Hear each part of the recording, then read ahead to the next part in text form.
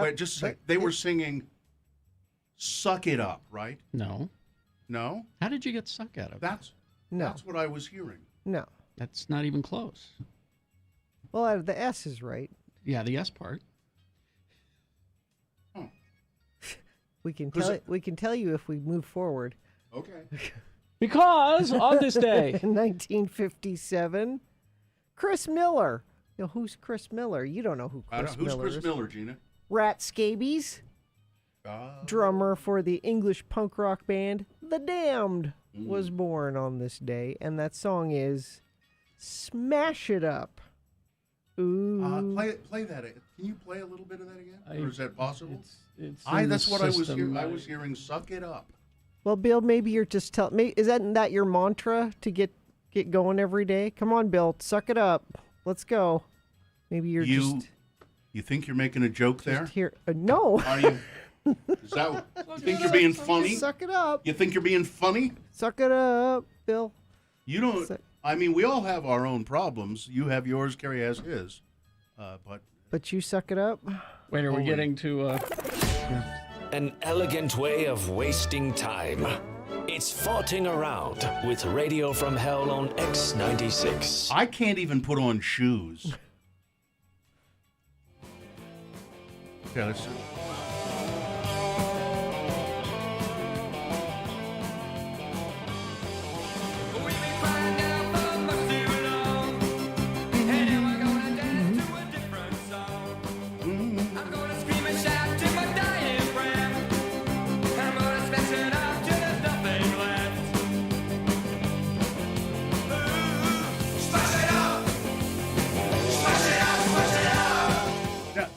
So I was half paying attention. It's I was working on something, but it still sounds to me like "Suck It Up," not "Smash It Up."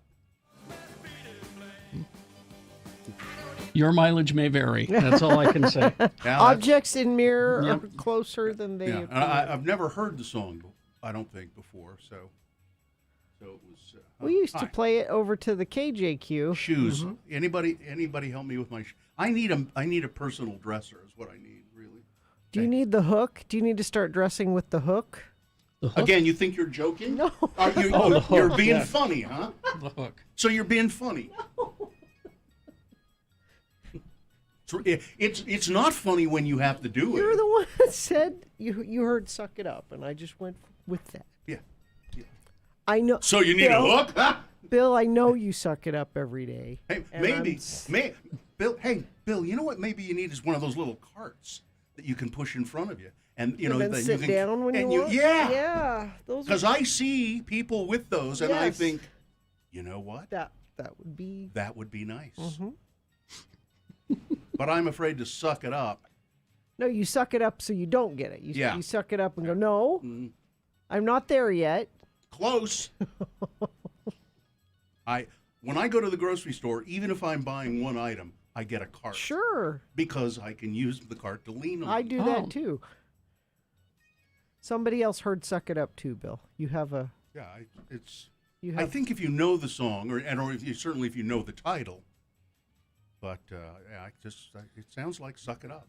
Well, at the end where they say, everybody's smashing things now, I didn't catch then that. so that would be everybody sucking things now?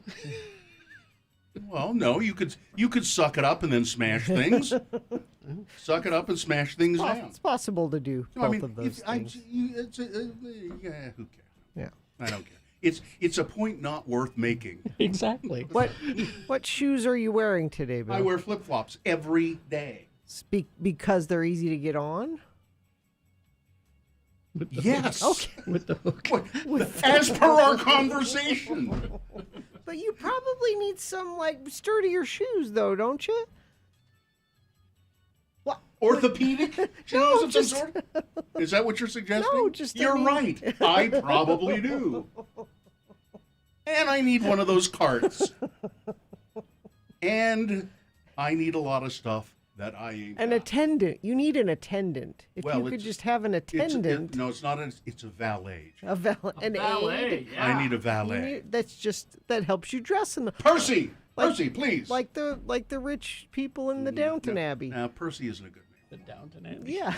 Or they come help you get dressed in the morning. You don't even have to pick out your clothes. They pick out your clothes and they put them on you. Yeah, that's real. And when I was watching The Crown and I watched the king and the queen, they barely get dressed. They have their clothes put on them. Wow. And I watch that and I go, I think I'd like that. My wife said, "Oh no, you wouldn't. Come on, that's really good." No, you're wrong. I would love that. If somebody would dress me I and don't- groom me. I watch those shows and I think these people are never alone. Like, That's what you think? yeah, That's there's partially, yeah, I see that. like somebody comes in and wakes you up in the morning, Yeah.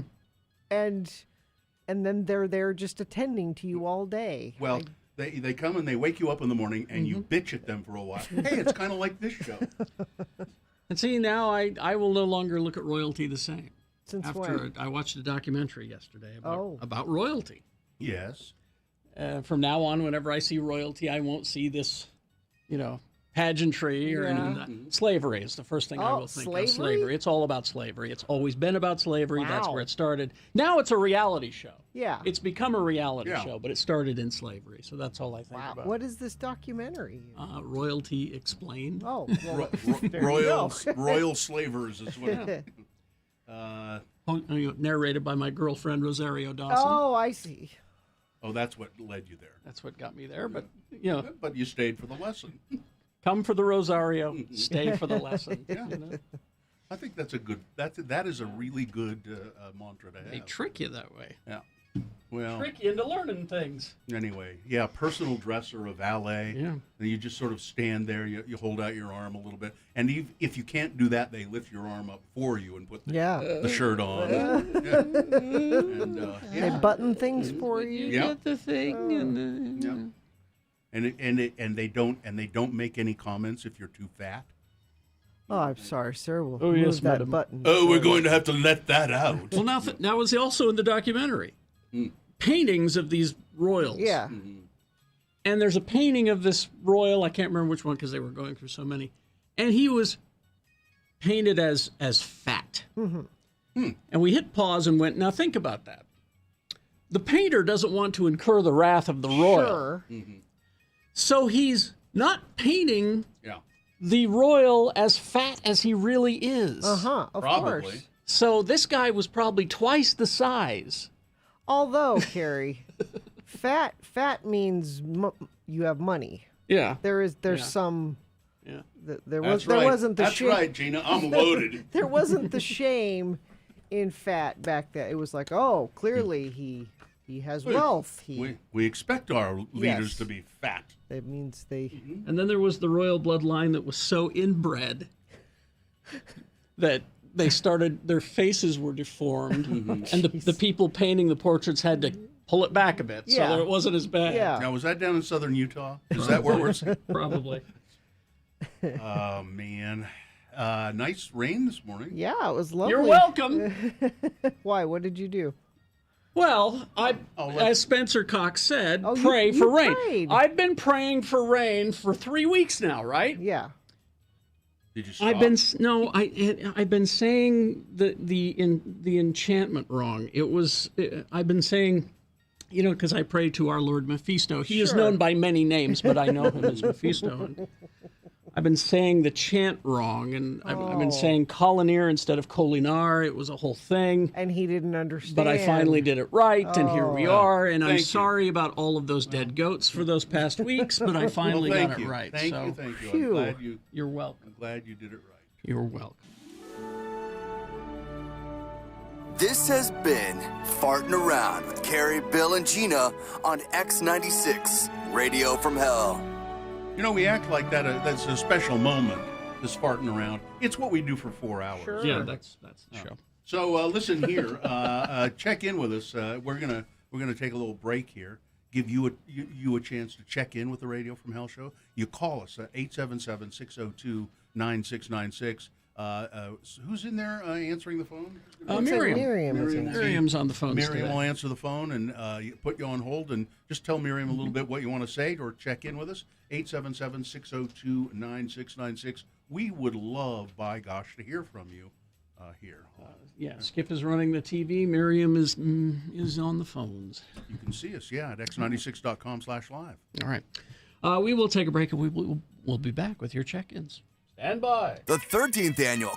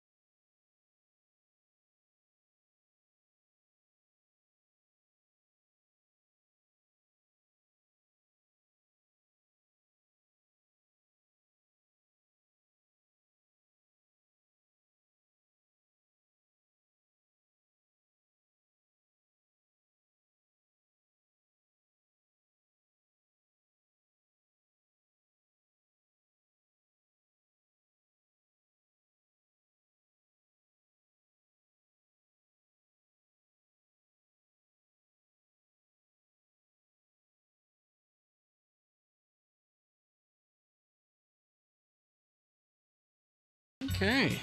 6:20. Let's get this over with. When that started, that little bit there started, I thought that was a real PSA, and I thought, why are we running something for unemployment in Portland? It's Portlandia. All right, let's officially begin the show, and then we'll go to your check-ins. If you have a mind to do it, I think only one person I saw has called so far. That means lines are open. Yeah, 877-602-9696. Avail yourself of this open line and free airtime. Carrie, are you making a martini? No, It looks like you're making a martini. I'm getting the sweetener and the creamer in my coffee evenly mixed. Oh. Okay. Kind of like you would a martini. Yeah.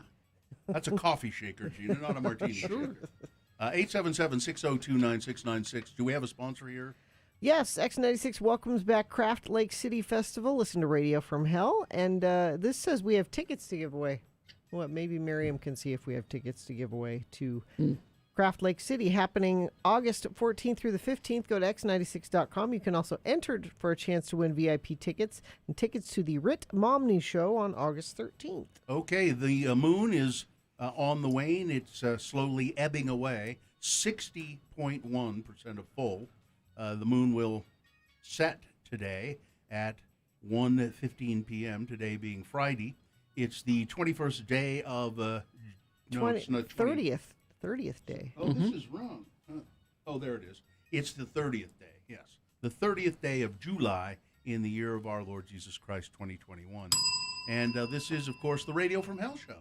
The show who'd like to have a valet. Mm-hmm. We're the Lords of Morning Radio. Carrie Jackson. I'm Bill Allred. Gina Barberi over there. And Miriam is here helping. And Skip is here as well. Our producer, Katie for short, is in Colorado because, her, as she puts it, her girl's getting married. I didn't know she had a girl. I've heard her say that a few times. Her girl. I'm going. It's a bridal shower. A bachelorette. Bachelorette party for her girl. So I think that's an interesting phraseology. She's got her girls. You know, you got your boys, you got your girls, you got your... I'm going over to Colorado with my boy. Yeah. Yeah. That, to me, that would mean my son. Anyway, 877-602-9696. That's the number to call. Braden has done that to check in. Yes. You can, too. Hi, Braden. Braden? Hello. Oh, Braden. Hello? Well, there we go. Hang on, Braden. Yes. Somebody had to push all the buttons that didn't need to be Braden. pushed overnight. How are you? Hello. Good morning. Good morning. Very happy that it's raining. Yes. It feels really nice. It does, doesn't Yeah. it? So I've got a few things on my agenda today. I am going to return my cat that I purchased a few months ago because, well, it started out fun, and now it's just like, the smell is really getting to me. I think he's starting to refuse his litter box. Yeah. Have you ever had a cat before? Is this your first cat? This is the first cat that I've owned personally. Do you have is there a return policy? Was there a guarantee? Was there, how are you going to return your cat? Yeah. So I got it from a company called Whiskers, and essentially it's an adoption agency. And Okay. I called the lady that gave it to me, and I said, hey, listen, Not working out, huh? It's not working out. And he kind of deserves a place where he's going to get a lot of attention Sure. as well. I'm not Sure. home all the time. What's his name? And he's very kiwi, like the fruit. Kiwi. Kiwis. And what His eyes look like kiwis. what color of fur does Kiwi have? Orange and white. Huh. I don't. You should really not give that cat up. No, Yeah. he should if it's not working out, because the cat should go to someone who will appreciate the cat. And Yeah. See, because if I'm I glad think- Gina's on my side because I've had a lot of people that have also been like, "Hey, no, don't get rid of him. You'll get used to it, or so, Braden, whatever." They'll give me all these. Braden, you need to learn to be responsible someday.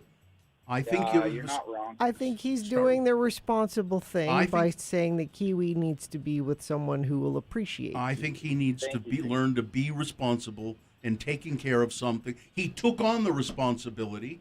Now he should learn to do it. Well, Bill, let me say this: I can barely put my shoes on in the morning. Wow. Oh well, I got Yeah. that. There you go. down. I understand that. I've Now had you know a where cat he's coming pee in from. my shoes before. You know why? I don't have a cat now because cats pee in your Yeah. shoes. They My do pee dog in your never shoes, pees in and my shoes. I don't believe I've ever had a cat pee in my shoe, and I've had many I don't- cats. My cat's never peed in my shoes. The point I was making is I can barely put pants on or shoes in the morning. So taking care of another animal. Listen, I have peed in my own shoes, but never had a cat pee in my shoes. Braden, I think you are an example for a lot of people here because people don't think about getting pets.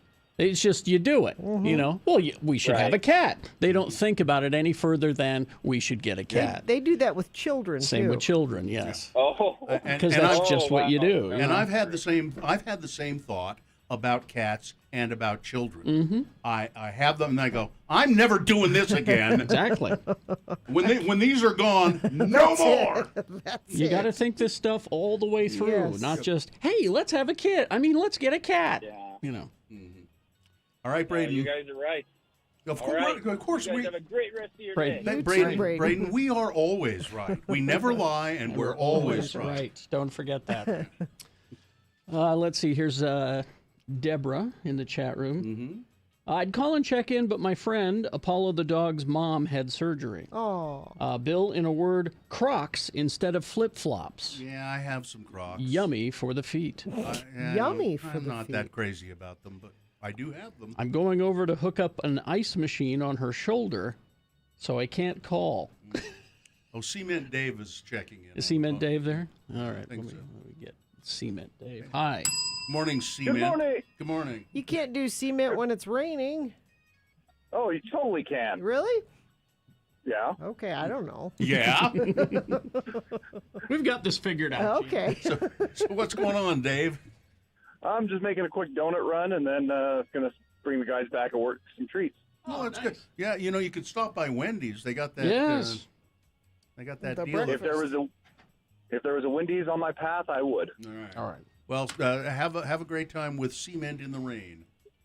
I will. You enjoy the nice office Yeah, thank you. studio. Yeah, it's not that nice. It's dry. Well, yeah. It has that going for it, That's about it. and there's no wet cement around. Nope. Thank you, Dave. See you Thanks, later. Dave. Have a great day. Bye. Talk to you later. Okay, let's see. Let's get Well, some traffic. the weather affecting traffic today, Crush. Standing water. Yeah, I encountered a couple of pools of it on the way in. and you've forgotten what to do when you see those. Don't go Exactly. through them really fast. Crash eastbound SR 201. This is out in Magna at SR 202. We also have a crash southbound I-215 east 33rd south. It's affecting the right lane there. Crash the ramp eastbound I-80 to go southbound I-215 west belt. Crash southbound I-15 Layton Parkway in Davis County. Crash northbound I-15 28 south in South Salt Lake. This is already way more accidents than we usually have. And I'm guessing it's the weather. Crash southbound I-15 6 south in Salt Lake. 3 right lanes are being affected there. And if you see something and it's safe for you to text it to us, I'll pass it along to friends of the program at 33986. All right. Thank you very much. We will take a break. We will be back with Big Boy News Opinioendo and a new feature that Bill wants to start. Yeah, I think coming maybe up. I've got an idea that this may catch fire. I think. Then at 7 o'clock, you've got something. I have and some, yeah. then we got best question. There's still time to get best Sure. questions in. Send them to radiofromhell at x96.com. Just a question, whatever you want to ask us in email form, send it in radiofromhell at x96.com. All right. Scott Hale, Plumbing, Heating, and Air. Yeah, you need some air conditioning work. This is the place to go, Scott Hale. Scott Hale, Plumbing, Heating, and Air. Today is this the final day of July? Or is there a 31st? I think there's a 31st. Hang on, I'll check. But There Scott, is a 31st. Yeah, Scott Hale is doing the month of July. Now, I don't know if they'll extend this. They might, but it's a $39 air conditioning tune-up. It says here prices will climb at some point. So it's been hot as hail out there.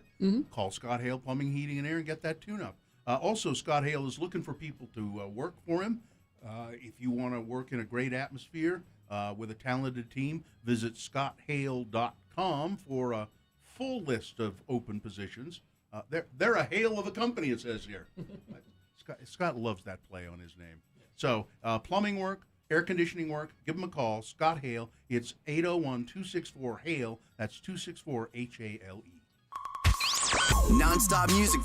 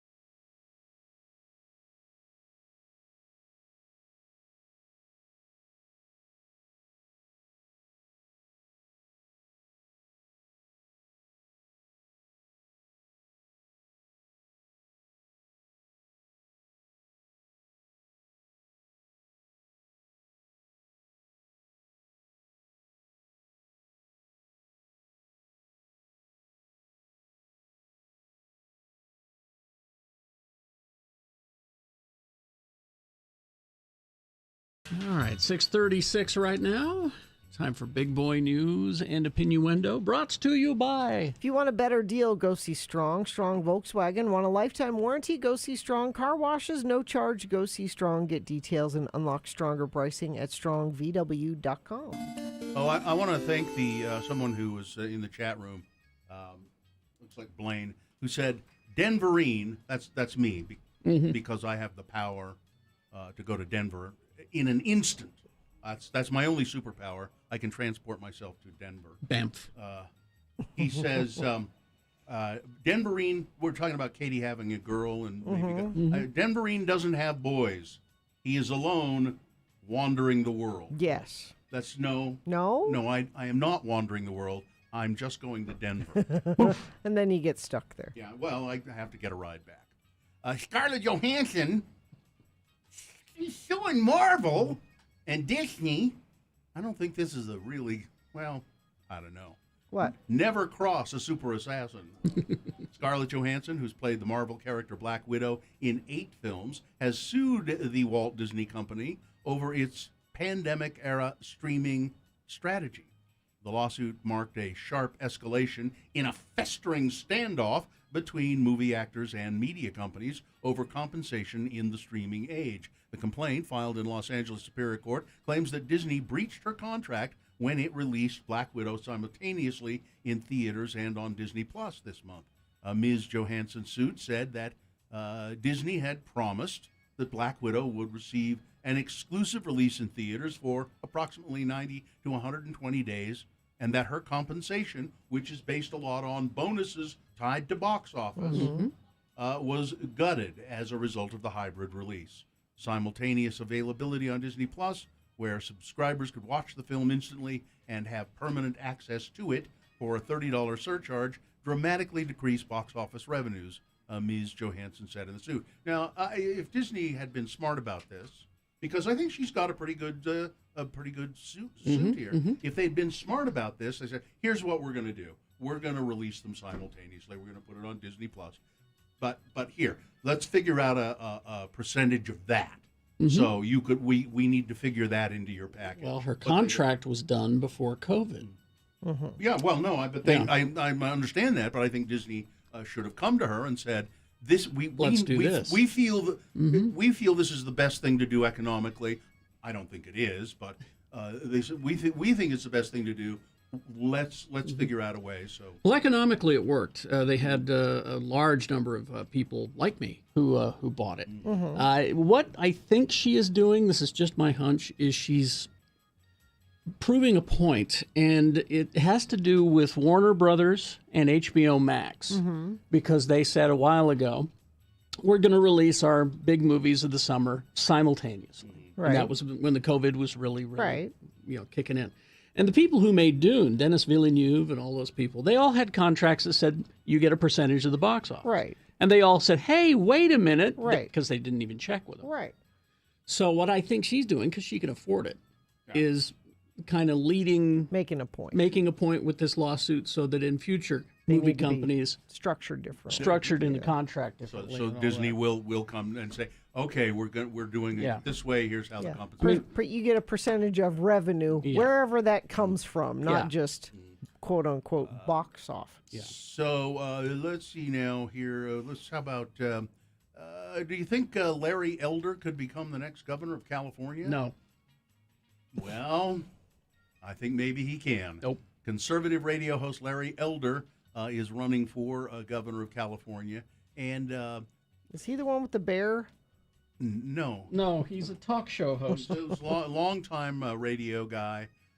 Suddenly, out of nowhere, the Democrats, who dominate the deep blue California, are cramming to learn everything they can about Larry Elder because, well, he's making some headway. They had a Governor Schwarzenegger, don't forget. Maybe they could have a Governor Elder. I don't know. He would be terrible. He would be terrible. He would be a terrible governor. But I'm hearing that the California Democrats are rallying to support Gavin Newsom again. Yeah. Mike Lindell says, he's the guy who invented the Pello, The Pello? Yeah. He's the CEO of a company called My Pillow. and Is this a Utah company? he That also sounds like a invented- Utah company. What do you mean? I don't understand. And he invented the pillow. He has decided to stop his commercials on Fox because Fox won't show a fundraising thing he's going to be doing to support Donald Trump's bid to reclaim the presidency. We were talking off the air about this a little bit, and well, we suspect he can't afford to advertise on Fox anymore. That's our theory, That's yeah. what I think.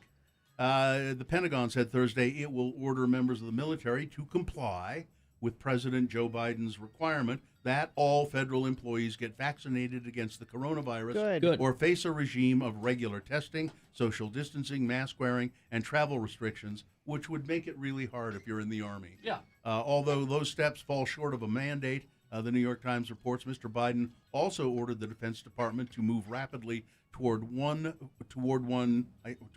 shot for all members of the military, a step that would affect almost 1.5 million troops, many of whom have resisted taking a shot. It's because Fox News is on in every military barracks in the country. It's not just Fox News, it's their elected officials. I Yeah. heard Chris Stewart yesterday, Yeah. our representative, Yeah. going on and on about how masks aren't necessary and get the vaccine, but you don't have to, and a government shouldn't be telling us what to. Shut up. You're not helping. You know, the places where there's a big map here shows the places where the Delta variant of the coronavirus is strongest, and there are plenty of spots in Utah, most of Utah actually. It's very strong. Well, you know, the Republicans are very big on let private industry be the vanguard, the forefront, you know. Well, what was it in a 24-hour period? Google, Twitter, Netflix, all of these major Facebook. corporations, Facebook, all said that their employees need to be vaccinated. And Shake Shack went as far as to say, to be a customer, you need to show proof of Shake vaccination. Shack? Yeah. And that's just a start. So here, President Biden has suggested that perhaps states could offer a $100 bonus to anyone who gets a vaccination. New York's been doing this. $100 bonus. And now here in Utah, Governor Spencer Cox has said, we are going to offer financial incentives to people who zero-escape their yards. I mean, that's good. That's a separate issue. That's not a bad thing. Yeah, That's good, too. That's okay, but I mean, think I'll take it. Anybody listen? Pretty soon, there's not going to be anybody around to care what your yard looks like. True. I'll take it. There's not going to be anybody around. You are not going to be able to hire some Mexicans to come and mow your lawn. Everybody. I mean, this is okay. I don't think that's But listen, he thinks that's a great thing to mandate. Well, it is. Well, then mandate $100. Then Well, say I'm going to give you $100. But and you that's get a not shot. up to the governor, Bill. That's up to the legislature. Well, that's fine. He should be pushing them to do it. They won't listen to him. He's not conservative enough. Yeah. Well, that's true. Capitol Police were ordered to arrest visitors and staff who refused to wear a mask on the House side of the Capitol building, according to a memo issued by new U.S.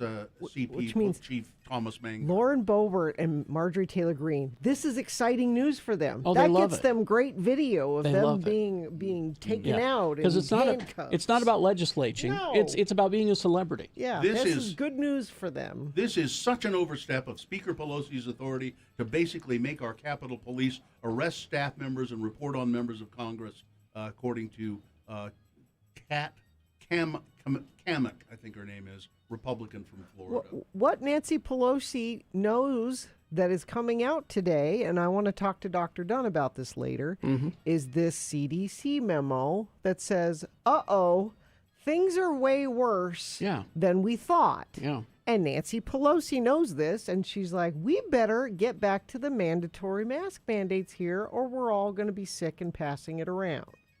She's not just trying to control and then nobody you. will care what your lawn looks like. Just remember that. Russia sent up a module to the space station, a 23-ton module. I guess it was carrying supplies and stuff, and it's docked, but it kind of, I don't know what happened exactly, but it docked and then sent the space station spinning. The new 23-ton module called Nauka acts as a science and housing laboratory. The spacecraft, equipped with solar panels, also makes the Russian segment of the space station less dependent on energy coming from the American side. We have our own space part of the station now. But for 45 minutes, mission controllers on the ground could not get the space station kind of under control. It was wobbling, and that's not good. NASA officials said that there was no danger to the astronauts. We couldn't contact them for 10 minutes either. Yeah, but no danger. Everything's okay. Everything's okay. You know, there's a place up at the University of Utah at the Rice-Eccles Stadium, and this article in the Salt Lake Tribune says, here's what you need to know about U Club, the new members-only restaurant inside Rice-Eccles Stadium. I need to know This is what we need to know, because I guess we're going to be members or something. Are we? Right? Okay. No, I doubt it, because it's very exclusive. The U Club, a members-only restaurant and private event facility in the new end zone section at Rice-Eccles Stadium. Members of the public who want to be a part of it will have to pay an initiation fee as well as monthly dues. I don't know if it says here how much that is, but I'm guessing it ain't cheap. Probably. And finally, this, Gina, a story for you. I really want you to see this, so if you want to come over and take a look, it's fine. It's a two-headed snake, and each head's eating a mouse. Wow. Each head of a two-headed snake Remember, is eating a mouse you at the may same have time. two mouths, honey, but you still have only one stomach. Although I am in favor of the mice being eaten by the snakes, just do it outside. Well, not I'm thinking in my house. you ought to contact the people who have All this right. snake and put them up there at the Christmas tree farm. Sports weather traffic. So we had the NBA draft yesterday, and a couple of different things happened. Actually, this happened this morning. This is breaking news. Utah Jazz have reportedly agreed to trade Derek Favors to Oklahoma City Thunder. We just got him back. You're sending him away again? What did he do? It's nothing. Well, that's why they're sending him away. They're sending him away because he's still. It's getting rid of him while he's still valuable. That's what. That's what it is. Okay. So we're losing Derek Favors, but we gain. Why haven't they traded us then? Yeah. You want to be traded? Get rid of us while traded we're for still valuable. draft picks. Yeah.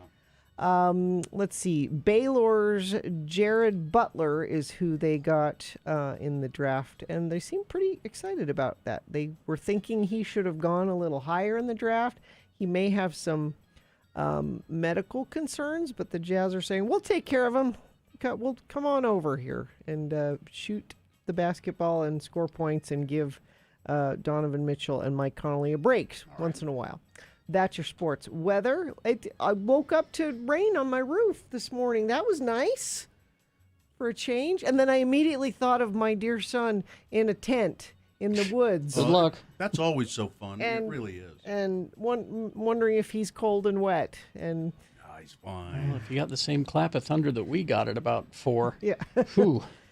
I'm anxious. He gets home today, so I'm anxious to hear all of his stories. These thunderstorms happening throughout the weekend. We're going to be having these, which is great. This is such a nice change of pace. Turn off your sprinkler systems for a Yes. few days. All You right? really, at least through Monday, it looks like we have a chance of 50, 60, 40% chance somewhere in there of showers all weekend long. So you do not need to have your sprinklers on this weekend. That's weather. Traffic is affecting your drive this morning.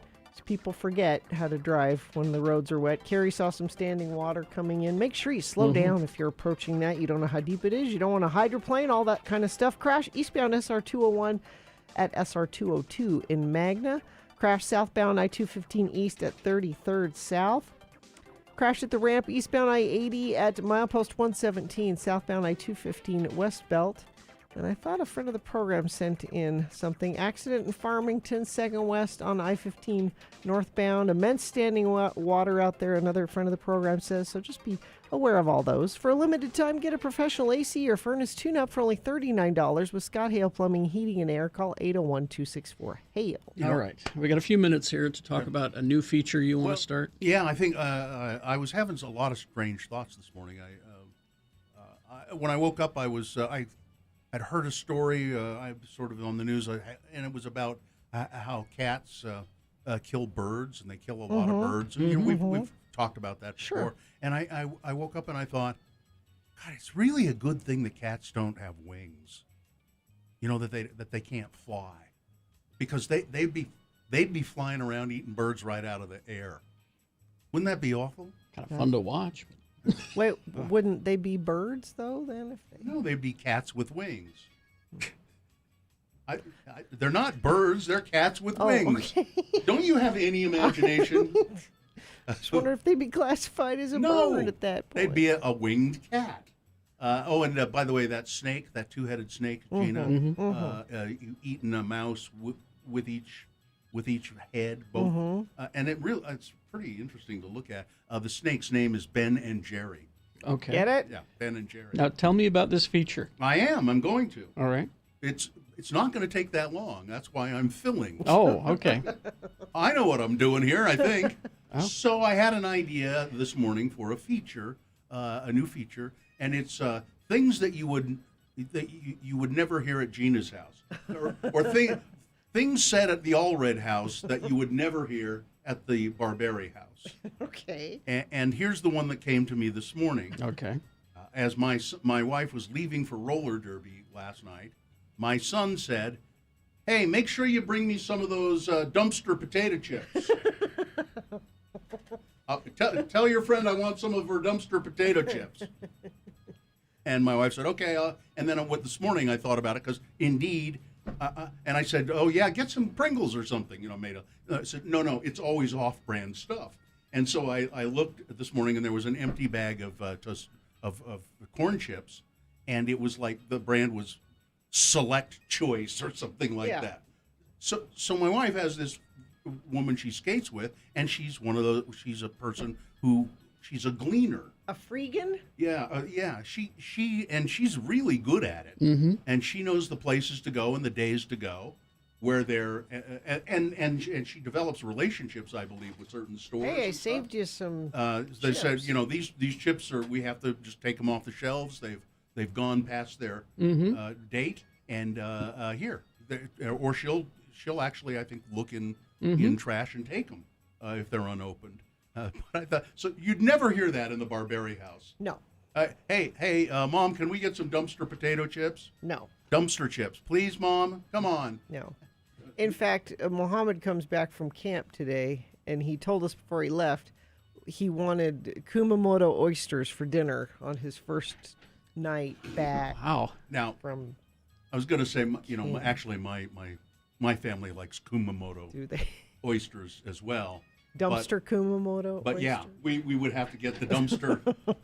They get gone over Kumamotos. Yes, we would. But things like that, things that you would just never hear or give me a mug of soup. Never hear that at your house. Probably not. No. You'd have to have a bowl and a spoon. Yes. Never a mug of soup. No. Bowl and So, a spoon, and you sit at the table. We eat at the table. You don't eat in your room. You don't eat in the family room in front of the TV. You eat Now we at the eat, dining room table. We eat at the table. However, I suspect my son eats in his room as well. But I won't go in there. So You don't know what happens in there. No, I will not go in there. Because if you open the door, and I'm telling you, if either one of you opened the door, you'd go, "Oh my God." Aren't there critters living in there? Like spiders and things? There's a tarantula. Yeah. But no other. I don't think there's any other critter in there, but it's hard to tell. It's hard to Unaccounted for critters is what we're curious about. Yeah, no, I don't think there are. I think only the spider, as far as I know. So anyway, things that you would hear at my house, but you'd never hear in the Barberi house. Make sure you bring some of those dumpster potato chips. Dumpster chips. Yeah. All right. And just to go back to quickly, Bill, that U Club, Yeah. How much? Well, no, you didn't read through the whole part of the article. Was we wanted something that is affordable and accessible to everybody. Oh. It's like $30 a month. Now, Oh. if you care about going to U games and stuff, Yeah. that's not bad. So here's something that you That's would not bad. you would never hear in the All Red House. Let's spend $30 a month on the U Club. Exactly. But you'd hear but it to at your me, house. I'm looking at that going, that's not so bad. All right. Let's see. We mentioned that there's standing water out there in several places. Make sure you slow down before you go through those.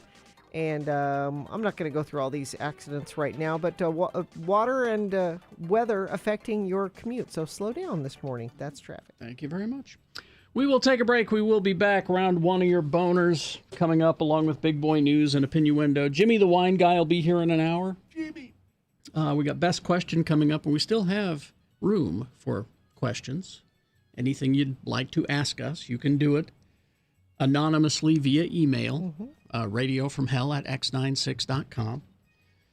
So that's coming up 7:45. And yeah. Oh, and Dr. Angela Dunn at 8:45. We can talk to her about these new CDC guidelines. All that on the way. KXRK Provo.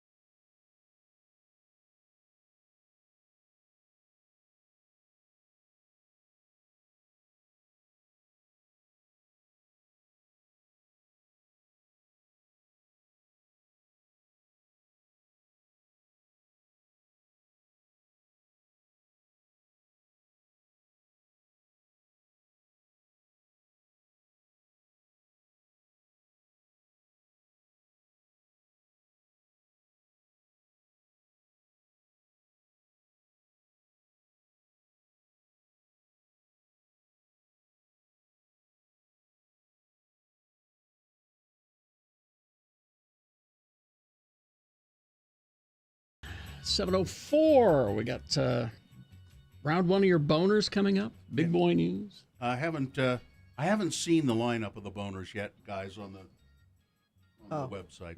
Miriam's on it. Okay. So I told you a day or two ago about my daughter Jonesy, my 15-year-old, who's gotten into Walking Dead as of late. Yes. Well, as she moves around the house, she's Walking Dead. Yeah. Is that what The you're? TV show. Oh, the TV show. Oh. The Walking Dead. And she was upset the other day because my sister Carrie spoiled some walk. Now this is a plot point that happened years ago for the rest of us, but this is all new to Jonesy. And if you've just started watching the Walking Dead, maybe you don't want to listen to this. That's true. I think you're dumb, but that's, But so she was upset about that spoiler, but she's plowing ahead, and Joe and I are she's making a recovery. yeah. Joe and I are up to season 9. So what I told her was, I said, we'll wait till you catch up, and then we'll watch the rest of it together. Okay. It'll be like a family thing. Because it's ending. Yeah. And what a wonderful thing for a family to do Yeah. together. Watch people being killed by zombies and killing zombies. Yeah. And so she's a huge fan. She's a huge fan. So yesterday, my mom, the Sainted Mary Claire, she every year for school likes to take all the grandkids to buy them new school shoes.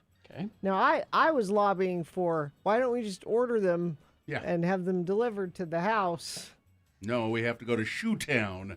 And so, no, because it's fun, and we'll go to dinner, and it'll be a whole event thing. And I haven't been to a mall in a year and a half.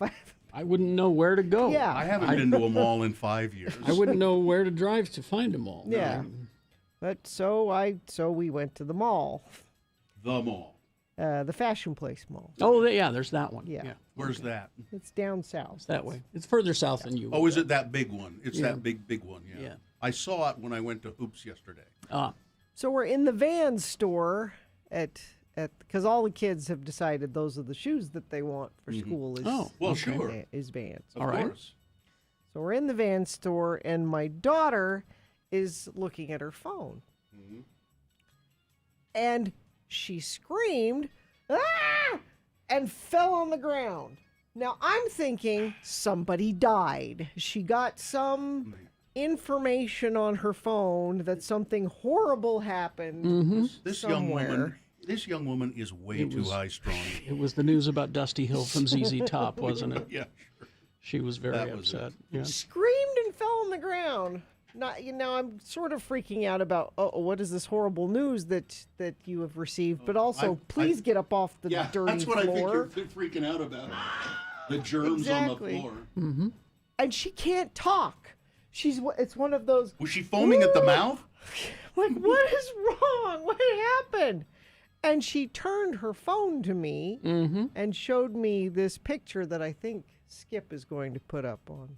Or do we have the TriCaster back? On Okay. x96.com/live. So it's a picture of Greasy, Norman Reedus, Mr. Greasy. who plays Daryl, It's Daryl, and he's having soup, and having a soda, he said, looks like a a lemonade lemonade, lemonade, yeah. at a restaurant. Yeah. and And so my sister Carrie, who spoiled the Walking Dead for her, is in New York right now at a restaurant. And so my sister said, "Look who's having dinner across the restaurant from me."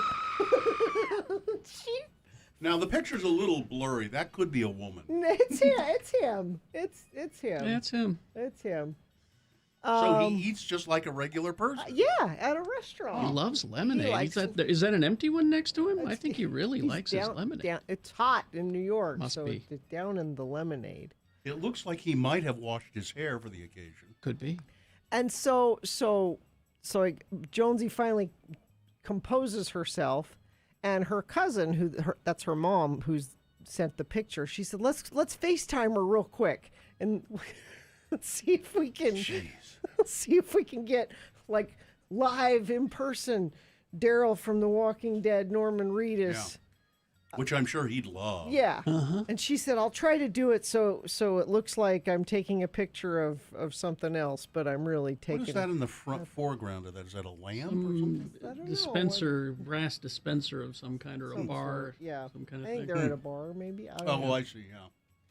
So did they get So to do she that? tried to, and I don't think she could do it in a way that this picture that you see at x96.com/live was the best Best she could rendering. do. I want to show Norman my new Vans.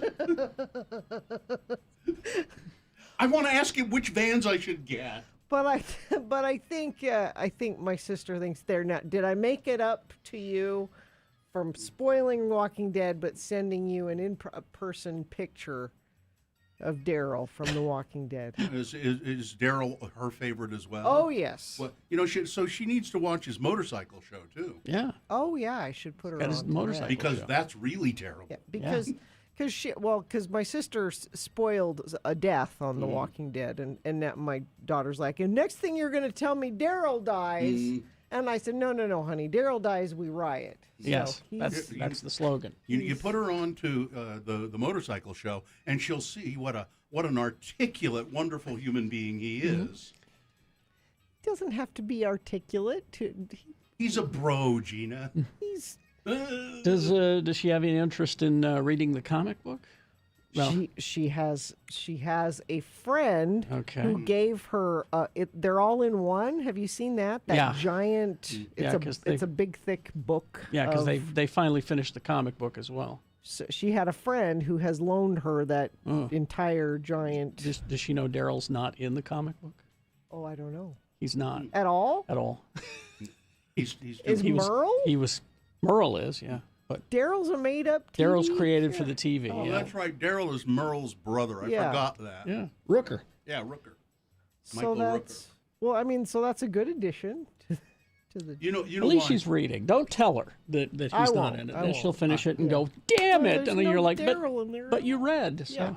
Listen, I think that probably Daryl is in the TV show because they had Michael Rooker for one season, and everybody said, "Get him out of here." He's crazy. He is because he is. in Rooker fact. is nuts. Yeah. Yeah. He is crazy. Well, no, Daryl was never supposed to be that big of a character. No, but no. everybody loved him, so they No, again, Wrote him in I don't more think and they more. loved him. I think they wanted to get rid of Michael Rooker, and he was Andy. We can replace him with. And I don't believe you said he was a model. yeah. I don't believe that for a second. Reedus was, Yeah. yeah. he's I a don't. mo- I he's can't. a I can't. Yeah. I don't believe that for a second. He's beautiful. What are you talking about? When they clean him up, Yeah. he looks okay. You can't judge him by his apocalypse look, Bill. Well, I don't know. Although even the modeling, he does kind of still look a little greasy. Greasy. Yeah. but- I think. Listen, you. There's nothing you could do to Chris Pine. You Yeah. could apocalypse him up I as agree much with as that. you, and he would still be good looking. I agree with that. He's just one of those people where you go, no, you can't just take off the glasses and all of a sudden you're good Yep. looking. I agree with that. The dirt doesn't stick to Chris Pine. No, you Pine can- always shines. riding the pine. That's what we call it. If Daryl dies, we riot, and Pine always shines. Pine always shines. That's right. Crash southbound I-215 west ramp to go eastbound I-80 in Salt Lake. It's off to the right shoulder. Crash southbound I-15 ramp to go westbound I-215 in North Salt Lake. The left lane closed there. Just be aware we had rain overnight that caused some standing water. Just as you're approaching it, don't drive through it fast. You don't know how deep it is or what could happen. Slow down. That's traffic. All right, we've got bonus round one coming up here. The candidates you'll be considering. Boner candidate number one, I was defending my cats. Number two, you put your hand in there, you get what you deserve. And number three, not satisfied with being a jerk in his own state, DeSantis brings his uninformed, loutish behavior to Utah. Oh, good. All right, boners round one. Big boy news all coming up after these. We still need your best questions. Radio from Hell at x96.com is the email address. Send them to us. Wendy's for breakfast. Now, you know, you can say, I'm going to be a little bit late today, boss, because of the standing water and the traffic problems that are out there. Really, you just swing in and get yourself some breakfast at Wendy's. It's delicious and it's affordable. This is a great deal. The 2 breakfast sandwiches for just $4. Now, this is a limited time. Price and participation may vary at U.S. Wendy's, single item at regular price. So you need to take advantage of this while you can. And here's what you get. For a limited time, the sausage, egg, and Swiss croissant, the bacon, egg, and Swiss croissant, and the honey butter chicken biscuit, all 2 for $4 with the quality ingredients that Wendy's is known for. I mean, the toasted to order croissants, the fresh cracked eggs, the oven baked bacon, all of that great stuff.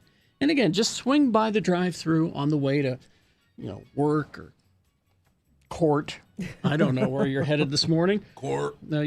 Not court. Maybe you're headed into this radio station. Swing by and get.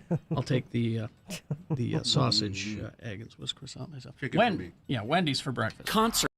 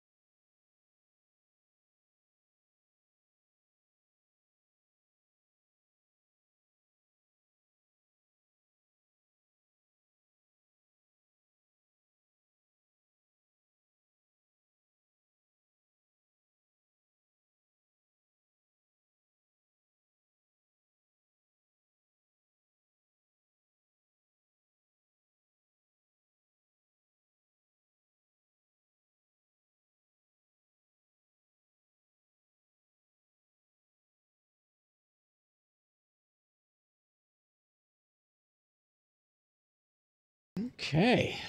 7:20 right now, and it is time for round one of your boners. Here we go. 3 news stories. These are examples of bad, stupid, funny human behavior, and you'll decide with your vote of these 3 candidates which one is the worst, which one should be the winner of round one. See, it's not boner of the day. No. Yet. No. Has to work to get there. No. I don't know where you've been, but we've been doing it differently for quite some time now. But it sends it forward to boner fight this I round. thought this was the first time we'd done this. No. Round 2 happens at 8:20. We do this again with 3 more candidates. We get another winner there. Then we take both winners and we put them against each other at 9:20 this morning. Those 2, one of them will be boner of the day, you see. Yeah. And then after that, Dave Mattson, Dave the Flower Guy, comes in here and just takes your vote away like he's Georgia or something. And just tells you who boner of the week is. All right, so let's get started. Our work begins now with this, round 1. 2 candidates now, a third after the news. Once you've heard all 3, you'll vote, and one of you lucky random boner voters will receive. Can't buy it, gotta win it. Radio from Hell boner t-shirt. Here's boner candidate number 1. I was defending my cats. I don't like doing these kinds of stories because they have the tendency To win no matter what? No matter what. Oh, I see. There are 2 other really good candidates here. Yes. A Michigan woman is facing felony charges for shooting her neighbor's cat in the neck with a crossbow. Taylor Rose Shipman. I don't know if we have Ms. Shipman's picture. You could tell just by looking at her, she's a peach. She surrendered to authorities on 1 count of 3rd-degree killing or torturing an animal. The animal did not die. Oliver, the cat, this resilient feline, somehow survived. Oliver's owner, Eric Erickson, yes, his name is Eric Erickson, okay, said that he contacted neighbors after finding his wounded pet and told deputies that Ms. Shipman admitted to him that she had shot the cat in defense of her own cats. Cats can defend themselves pretty well, I think. Shipman also claimed that Oliver the cat lunged at people while appearing to have rabies. So she was doing a public service by shooting poor... Now, Oliver was shot with the bow and arrow, and it took him 4 days to get home with an arrow sticking out of him. Oh, jeez. Damn. Mr. Erickson dislodged the arrow from Oliver, treated the cat's wounds before taking him to the hospital the next day, and the feisty feline spent 3 days at the hospital and then headed home. And there's just such a sweet picture of Oliver, he's better, but you can also tell just by looking at him that he's like, this was awful. He was He's had a rough traumatized. time, yeah. Yeah, this is awful. Boner candidate number 1. I was defending my cats. No, you weren't. Here's boner candidate number 2. You put your hand in there, you get what you deserve. A man jumped over the gate of a Jaguar exhibit at. This is in Jacksonville. So Gina? have you checked to see if your son is okay? No. Because a guy jumped over a gate, and it doesn't specify. It could have been a naval Officer? seaman. It could have been a seaman. Could have been A corpsman? a transplant from Utah. It doesn't say. Let me check. But I'll jumped look, over see if I have any the gate alerts. of the range of the Jaguar exhibit at Jacksonville Zoo on Wednesday afternoon and stuck his hand into an open pen, and he was clawed Good. by one of the Jaguars. You get what you deserve. Yeah, you put your hand in there, you get what you deserve. Boner candidate number 2. So check and make I'll sure. check. that I it's haven't not- got any alerts. That's not your boy that did that.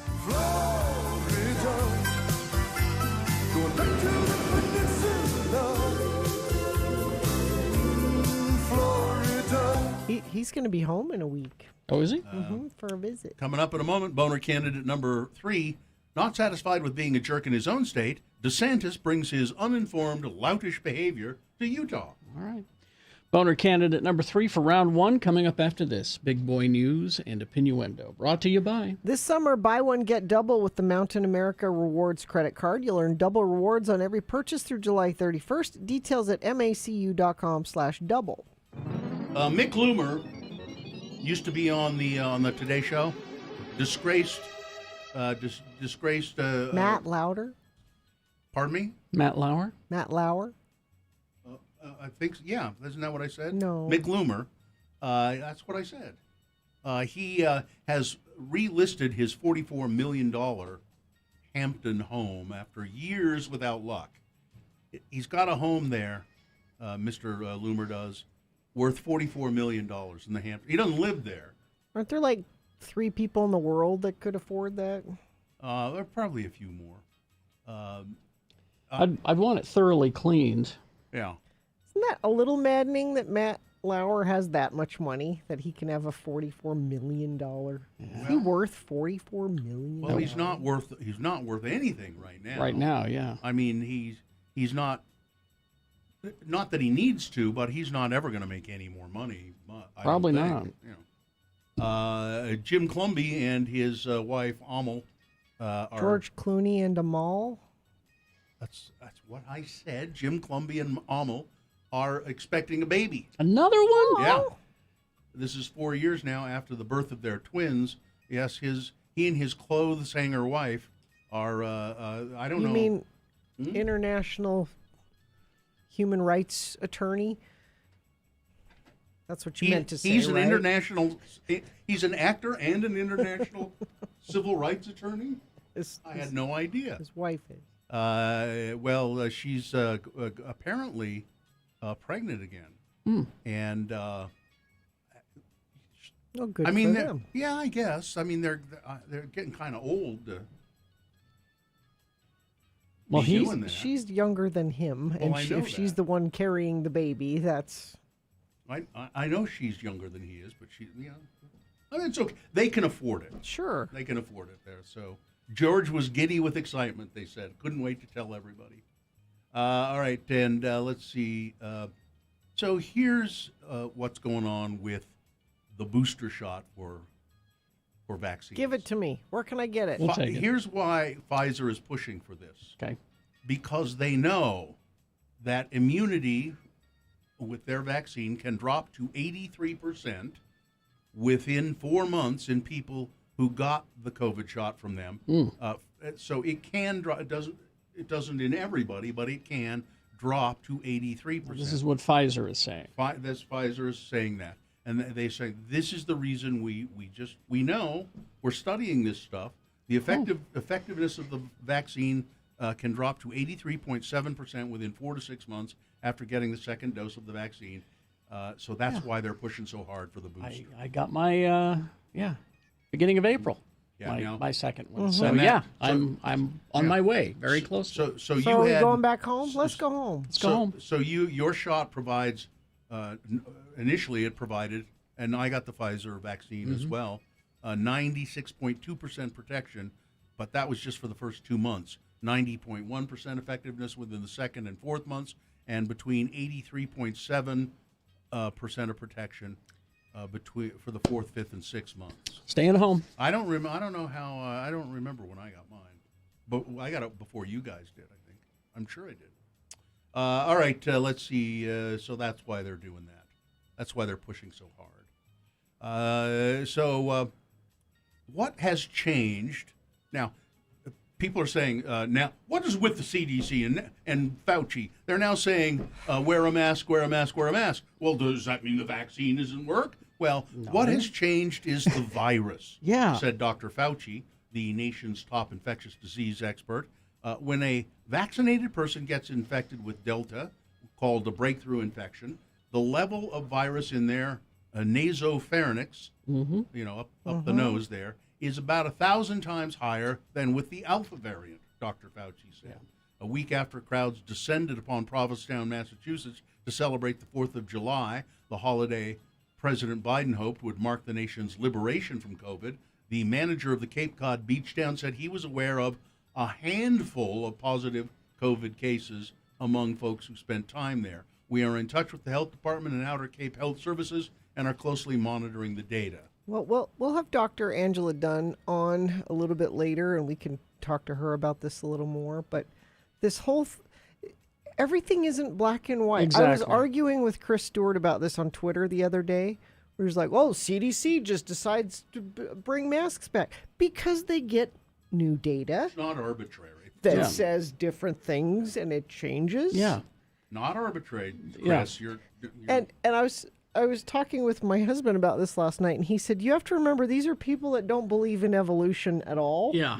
This is evolution. Yeah. It's not all just about Also- monkeys to people. Also, it's Chris's- tiny little viruses. Yeah, doing Chris's it. argument is also, well, is it seat belts or airbags? Come on, what is it? Well, you do both, you know? The Utah Department of Health's COVID-19 report for Thursday showed an increase of 1,143 confirmed cases since yesterday. Whoa. Thanks, Three- Garth Brooks. Three. It's the Garth Brooks bump. Well, maybe. No, I did. It's a week out from it's I mean, it could be. 50,000 people all getting together in place. I think that had something to do with it. The Tabernacle. You know that bar on 3rd South? Yes. No more. What happened? Well, they're going to tear the building down because they're going to put up an important apartment building there. Oh, apartments that people can't afford. Yeah, okay. they're going to Salt Lake City's Tabernacle Social Club will not. That's terrible. Here's the writing here in the. Was this the? Oh, this is Fox. Salt Lake City's Tabernacle Social Club won't reach the legal age limit to drink at its own bar. The piano bar announced that it's shutting its doors for good on Saturday, and That's too bad. nearly 20 years after it opened on the corner of 2nd East and 3rd South. That's too bad. In 2002, we are overwhelmed by the love coming in from our Tabernacle friends. We've been Utah's best place to party for over 19 years. Except for Kerry Jackson's house. Well, yeah. But at some point, every party has to come to an end. The bar's owners wrote on Facebook. Yeah. That's we need another apartment building right there, and that's what's going to happen. The club's owner, Troy Baldwin, and then finally, see one more story. No, I don't want to do that. Never mind. No more stories. Well, we have a couple of minutes. Do we have a couple minutes? Yeah. Well, okay. What is the story you're Well, reluctant to do? This is the Cardinal Theodore McCarrick. Okay. Oh yeah, don't do this story. was- This is the one. Was All right. defrocked.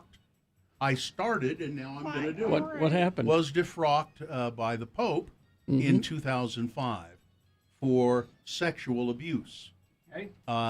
And he's been, so that was in 2005. But the law has not tried to touch him until now. Theodore McCarrick, the former Roman Catholic cardinal, has been criminally charged with repeatedly assaulting a teenage boy back in 1974.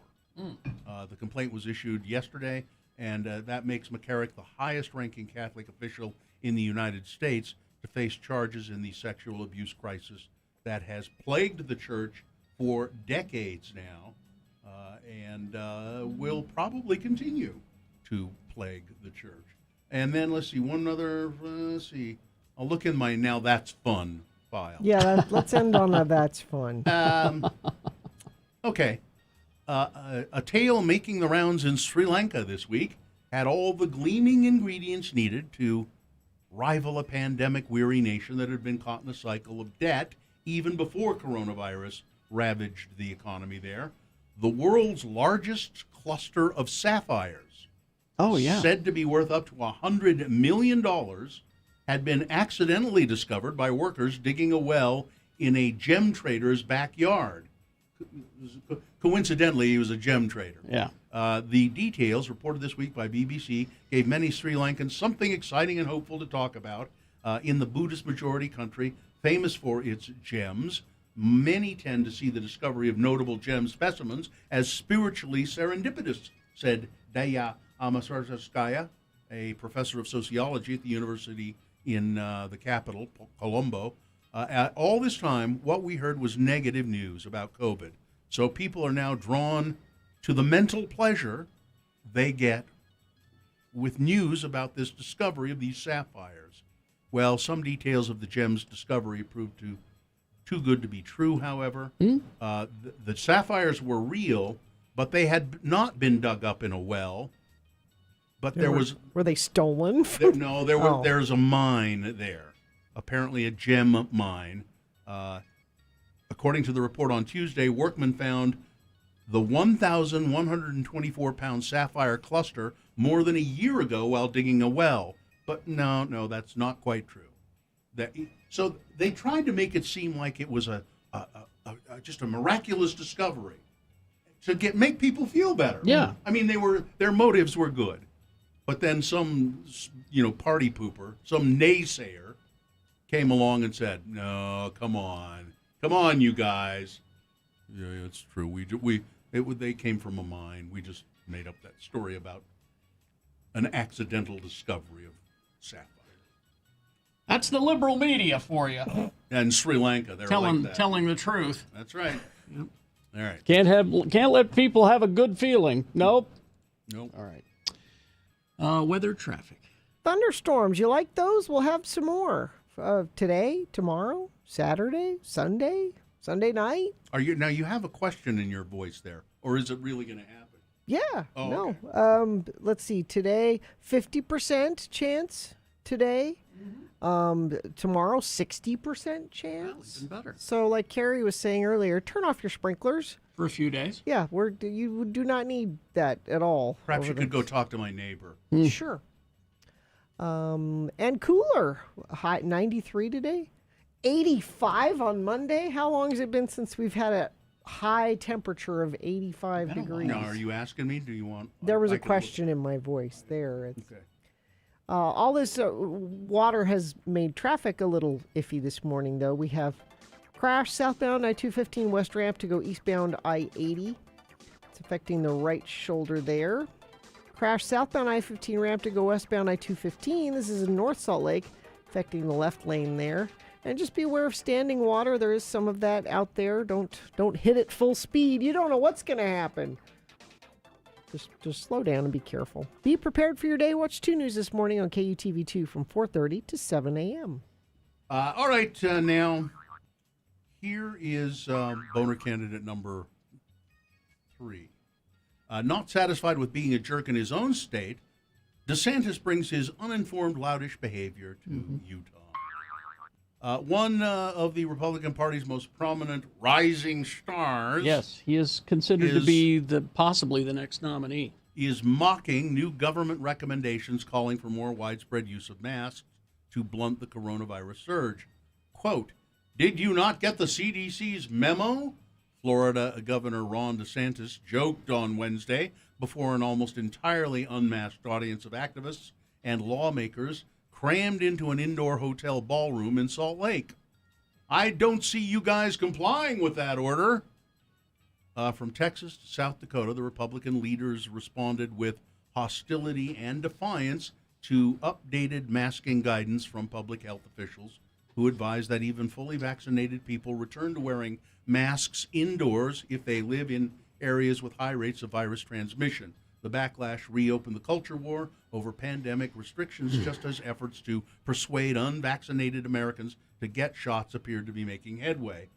Egged on by former President Trump, the response reflects deep resistance of many of the Republican voters to restrictions aimed at containing the virus. DeSantis, by the way, in Salt Lake to speak at this convention. ALEC. Which is what? I don't know what that is. It's where all of these Republican legislators get together in one group, and then somebody comes around and tells them what bills they should introduce in their states. ALEC writes them for them. Yeah. Oh. Yeah, They're a conservative group who writes laws for lawmakers so they don't have to write them. And in often cases, they don't even know what's in them. So they are undoubtedly going to write one for critical race theory. Oh, yeah. They'll be writing one against critical race theory. Oh, yeah. They'll be doing stuff like that. And DeSantis was here to be the star of that group. Boner candidate number 3, Ron DeSantis. All right, let's review the first 2 and vote. Number 1, I was defending my cats. Yeah. A Michigan woman shot her neighbor's cat with a crossbow. A little Oliver the cat. She said he was being mean. Boner candidate number 2. Put your hand in there, you get what you deserve. A man clawed by a jaguar after he put his hand into the jaguar's cage at a zoo in Florida. And boner candidate number 3, not satisfied with being a boor and a lout in his own home state, Ron DeSantis has come here to be a jerk. Here we go. This is round 1 of your boners. You've got to decide of these 3 candidates which one is the worst, which one should go forward to boner fight and possibly become boner of the day. Winning here secures it a spot in Boner Dome. It ensures that it will go up against the winner of round 2's voting. Round 2 happens at 8:20 with 3 more candidates. We get another winner there. Then we take both of our winners, put them against each other. Boner fight happens at 9:20 this morning. That's when you'll decide boner of the day. Right now, you got to pick your champion from this round 1. 1, 2, or 3. Remember your candidate number, the one that you think should win. Put that single digit in the message of a text. Text it to 33986. Or call Miriam in the producer's booth, 877-602-9696. Use your voice to vote. Or go online, x96.com. Look for the box that says Boner Voting July 30, 2021, and vote there. You only have 4 minutes. Let's go. It's round 1.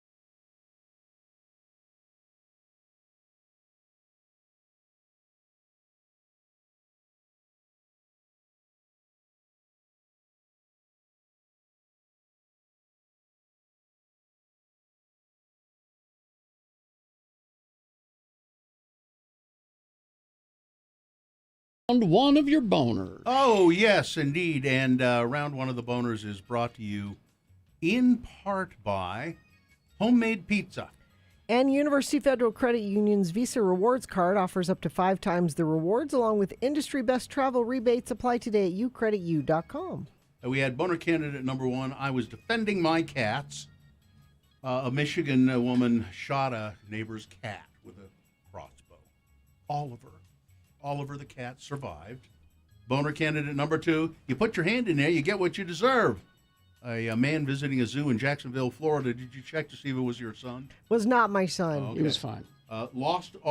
Pretty much lost his hand after putting it in the Jaguar's cage. And boner candidate number 3, not satisfied with being a jerk in his own state, DeSantis brings his uninformed, loudish behavior to Utah. And the winner is, if I open this correctly, here we go. Here it is.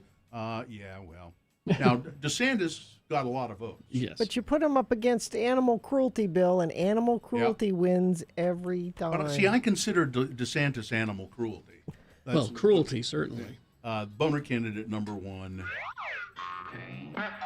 That's your winner of round one. It now goes forward to boner fight. Might be boner of the day. Depends. Round 2 coming up at 8:20. We do this again. Get another winner there. We take the winner of each round, put them against each other. Boner fight happens at 9:20. That's when you'll decide boner of the day. All right. To say sponsored feature, Gina? Yes. Have Another Drink with Jimmy, brought to you by Old Elk Bourbon, where legacy meets innovation. Well, That's drinking in the studio time. no, this is the wrong music. This is the wrong music. No, it's best question right now. Jimmy isn't until 8. Well, let's do Jimmy now. No? Well, I'm looking at the schedule, and it's... We didn't even talk about best question yet, and Jimmy's here. Jimmy. It's all good. We have bourbon. Which we need to, we have not discussed the best question, have we? No, we Did haven't. you see them, Gina? Did Yeah, you I look- have them. Well, let's just do that wanna now. do No, that? no, we'll do Jimmy now. We can do Jimmy in 2 bits, too. Have another drink, it'll make you feel better. Have another drink and you feel You know, Gina, this is written down on a piece of paper for you. Jimmy was here early, so I was thinking it was Jimmy. Jimmy was here early, and he was out there, and you invited him in, Get in here. and in your brain, time jumped forward. Because I knew bourbon was happening, so... Well, Jimmy Santangelo, who is the proprietor. So if you folks are tuning, Jimmy's not until 8. I'm okay. I'm good. Jimmy Santangelo, the proprietor, the impresario, if you will, of the Wine Academy of Utah. Here he is, and we're talking Old Elk Bourbon, right? Yes, and thanks for having me. Welcome back to the studio. Oh my gosh, we're live and in person. For now. This is Get your shots, For now. people. Yeah. Let us keep in the studio. Well, yeah, we're talking Old Elk Bourbon. This is a newer bourbon on the market. Being a bourbon, it has a more heavy corn, and it's got to be aged in brand new American oak. But this has a nice hit, a nice dose of barley and rye. So we say that it's a barley forward and a hit of rye. So man, this bourbon is just smooth on the palate, whether it's neat or on the rocks, just delicious. If you're a Scotch lover, you're gonna love this bourbon because of that barley mash bill. This what time is it? It's Not 10 8 yet. Yeah. We've 10 to discovered. 8, and I've just had my first drink of the day. This is very good. I'm glad I caught you early. Yeah. Me too. You know what's nice about this bourbon is there's a gentleman that made this. It's a collaborative effort between Greg Getz and another gentleman, Kurt Richardson. And Greg Getz has been in the industry for over 39 years, and he's been behind, as a master distiller, some of the most famous, classic, popular whiskeys out there. But this is the first one he has his name on, and this is pretty cool. How much does design have to do with just the way the bottle looks? I mean, that's really important in the marketing of a product of booze, right? This is a very nostalgic style bottling. It has a custom cap.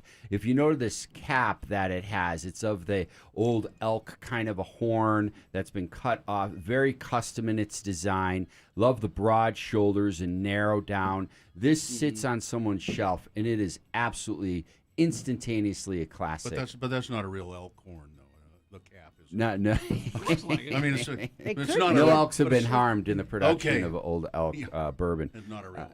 That's right. But this, I've tried mixing this in a cocktail. It holds up, but I prefer it neat around the rocks. I got to tell you, and I'm a big Scotch guy, as you guys know, and this just ranks right up there with my collection. It's delicious. Well, you put I usually drink stuff on the rocks, but you just put a little splash of water in that when I tasted it. That's, I should just do that. That's all more you often. need It to do. opens it up. Yeah, Yeah. that's very good. A lot of people ask about, when you drop a few drops of water in, add a little water, it does dilute it. It opens it up, more importantly. And other folks, if you use an ice cube, use those cool kids on the block, those big 2x2 ice cubes or the round cube. I have They some of melt a those, little slower.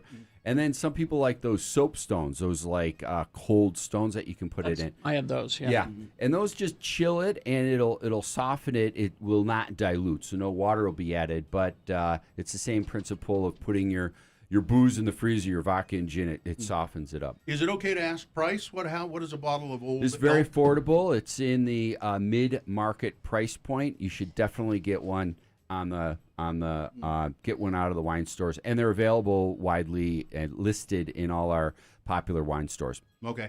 So Wine Academy of Utah, Jimmy Santangelo. What have you got going there? Man, we've been busy. WineAcademyofUtah.com. Follow us on Instagram at Wine Academy of UT. And we have a lot of in-home wine events, different themes for you, and a lot of consumer educational tastings throughout the community. Now, we were talking last week about learning how to drink. Yes. And actually, and Jimmy can speak to this because my son and his wife, this was pre-pandemic, but when they were still living here, but they went to a couple of your events, but for that very thing, learning how to.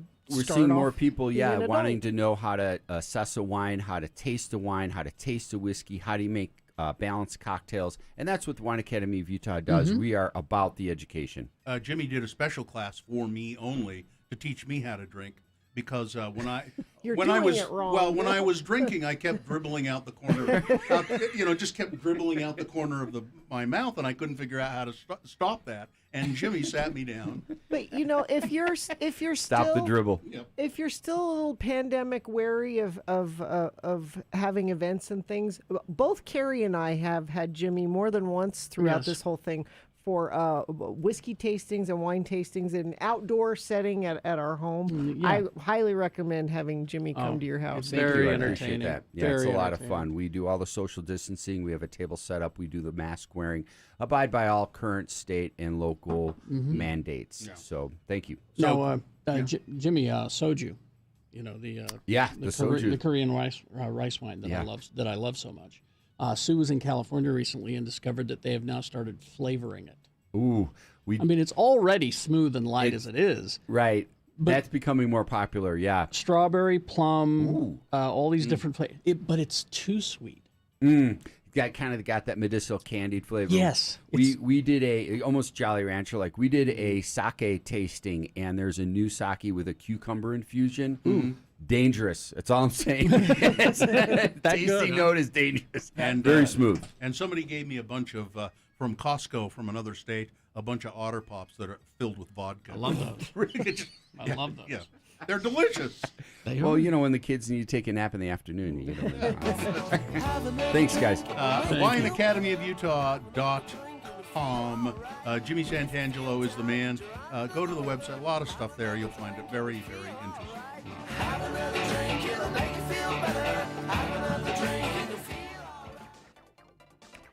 Traffic has been affected a little bit by the weather this morning. There's some standing water. Water. It's water. Water. Been watching Mayor of Easttown too much. Standing water out there. Just slow down and don't go through those at top speed. You can hydroplane and you don't know how deep it is. Crash southbound I-215 west ramp to go eastbound I-80 in Salt Lake. That's the only accident that UDOT's reporting right now. Maybe you would like to report something. You can send it in to us at any time, 33986. Need to sell your car? Tim Daly Auto Group has a dedicated team of 7 that buys cars. Tim Daly Ford, Infiniti, and all 3 Tim Daly Nissan locations. All right. We will take a break and we'll be back with Best Question. What? I'm sorry. I got excited for the bourbon. It's the bourbon's fault. You've got a problem. You have a problem. All right. Best Question coming up. And then round 2 of your boners, Big Boy News, Dr. Angela Dunn, all in the next hour. KXRK Provo.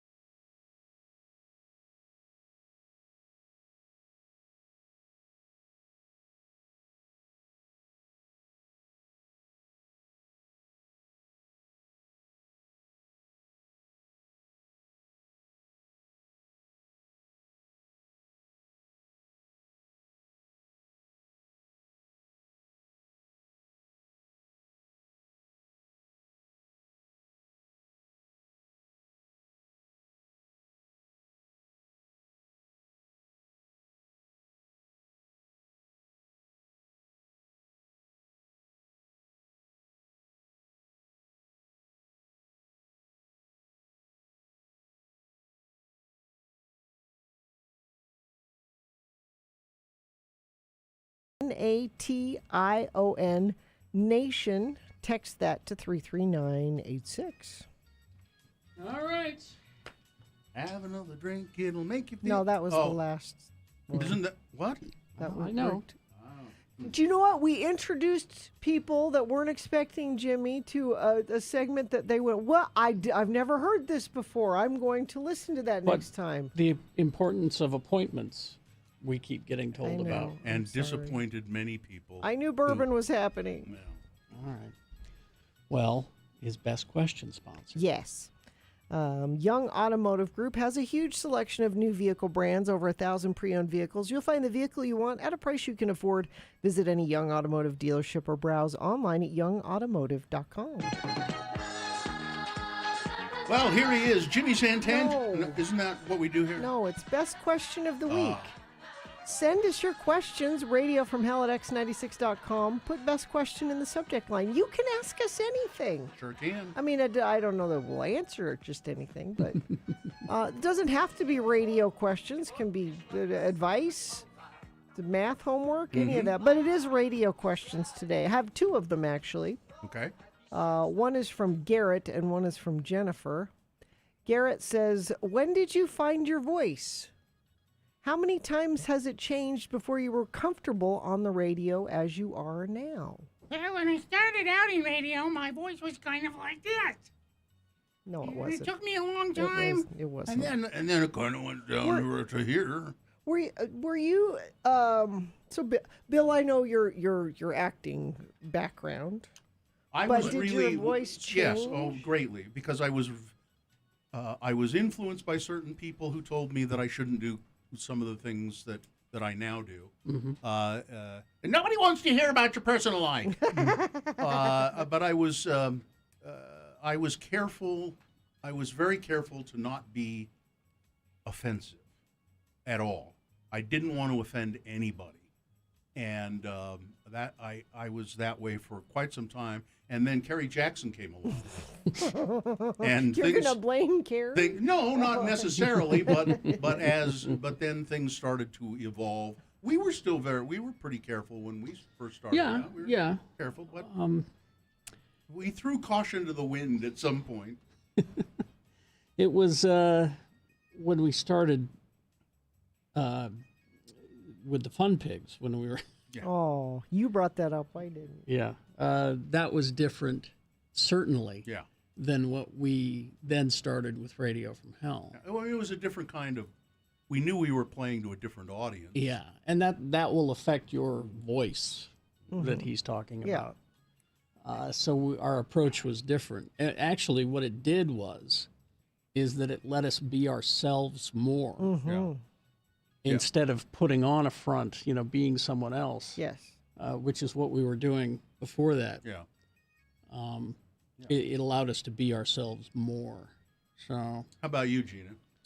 I mean, you guys had already established that dynamic when I joined with you, so I didn't have to evolve in that way. I had to evolve just being on morning radio. Period. That was new. I'd been doing overnight. So that's a good thing. Overnights is a totally different voice than a morning show night. yeah. Overnight, you are you're a buddy to people that are also working overnights. It's kind of like a little club, a Yeah. little secret club. Yeah. I mean, I hated working overnights, but at the same time, there was something kind of fun about it. Well, we talk a lot about Yeah. our friend Cousin Brad recently. Yeah.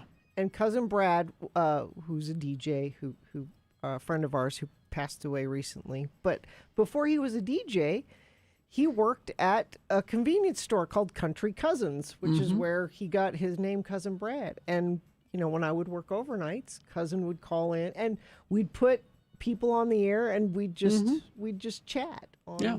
But it's different than Oh. what we do in the morning. See, and I always thought he was doing radio from a convenience store. No.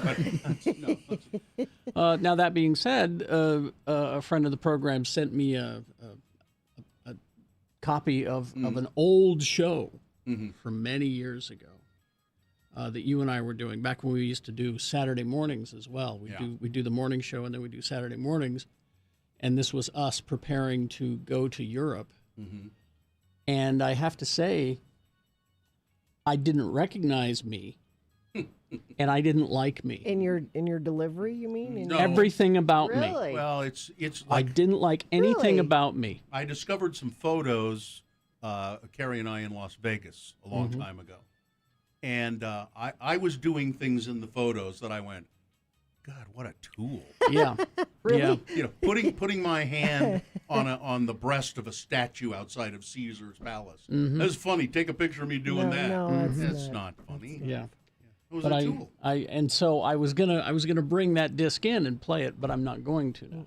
I don't like that person. I'd be. What didn't you like? I just that person is not who I am. I can't decide if I was putting on an act or Well, I think if I you're was right. that person and I've evolved now. I think the success of this show has allowed us to be more ourselves because we don't. No. What? I would say being more ourselves has led to the success Oh, of the show. okay. That's okay. But I'm just curious what you heard that you didn't. The specifically. profound sexism to begin with. Women weren't people in a lot of the conversations we were having. That just to start there. So does that mean you're just more mature now that you didn't know that was? It's sort of a different. That's kind of what was expected on radio. Exactly. You know. And And it's still expected on a lot. The stuff you hear on a lot of stations. Yeah. You know, hey, I'm going to put my hands on the breast of a statue. Yeah. That's funny. No, it isn't. But yeah, I don't like who I was. But that's what I'm wondering. Anyway. Was that putting on, or you just have grown up and matured? And I think it's both. I was immature. I was doing what I thought was expected of me, and that bled into my attitudes that happened in my daily life as opposed to just on the radio. Yeah. Kind of poisoned it. So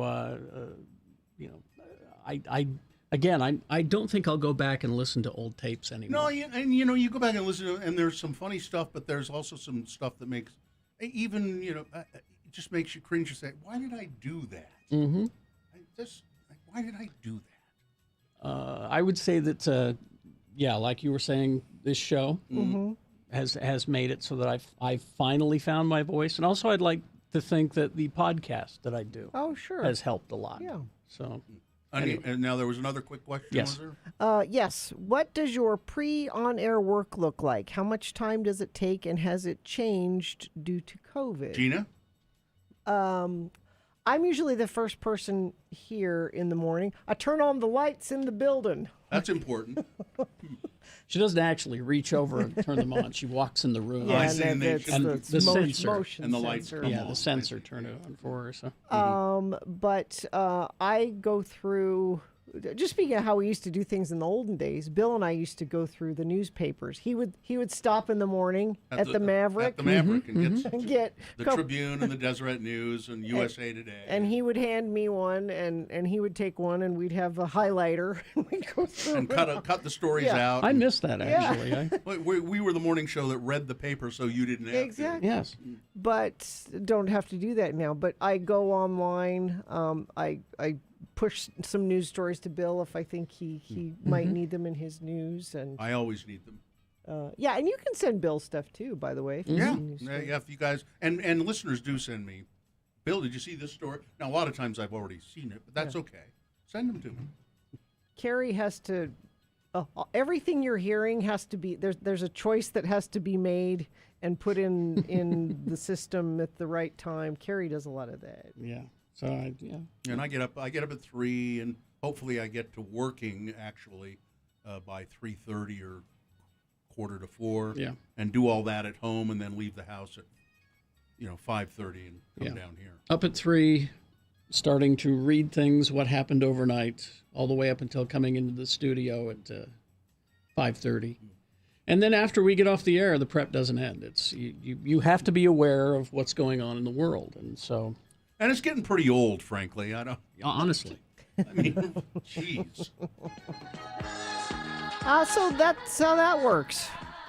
Send us your questions. Email them to us, radiofromhell@x96.com. Put best question in the subject line, and maybe we will read your question next Friday. At 8 o'clock. Is that when 8 we'll do it? No, I don't know. 7:45. Unless there's bourbon, then we might. You have a problem. Let's see. We've got a crash eastbound 47 South at the ramp to go northbound I-215 West in Taylorsville. It's on the right shoulder of the Cloverleaf there. And that's the only thing that UDOT's telling me about, and you aren't telling me about anything either, so maybe things are going well. If you see something not going well and it's safe for you to text it to us, please do 33986. For a limited time, get a professional AC or furnace tune-up for only $39 with Scott Hale Plumbing, Heating, and Air. Call 801-264-HALE. Here are the boner candidates for round 2. Boner number 1. It seems that this has become the Olympics of racism. Boner candidate number 2. We're just here to ask questions. Oh, God. And boner candidate, you can guess what that one is? Yeah, I just, you know. And boner candidate number 3. Well, we didn't come up with any leads, but we sure got to know the dancers. All right, Boners round 2, big boy news, all coming up after these. Stand by. Hey, contest time. Get your phones out. Text 0 to 33986.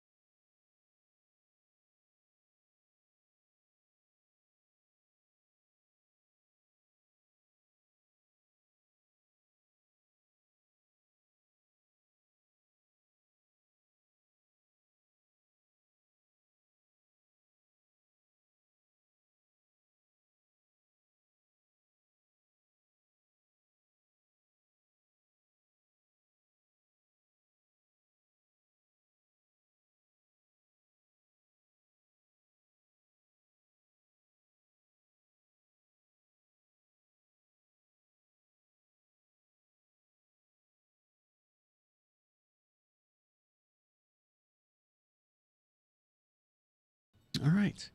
It is 8:19 right now. Everybody okay? Yeah, those are great shows, by the way. I don't watch them. I love them. I love that uterus show. Just a riot. Uterus cannon? Yeah. Everybody okay? Temperature all right? Yeah, I think so. Okay. yeah. Well, you know, I could use a break. Oh, is it break time? No, No. no, No? you got to do news. Yeah. You got to do the heavy lifting now, Bill. Okay. It's time for round 2 of your boners. Presenting to you now 3 news stories. These are examples of bad, stupid, or funny human behavior. And you will decide with your vote of these 3 candidates which one is the worst.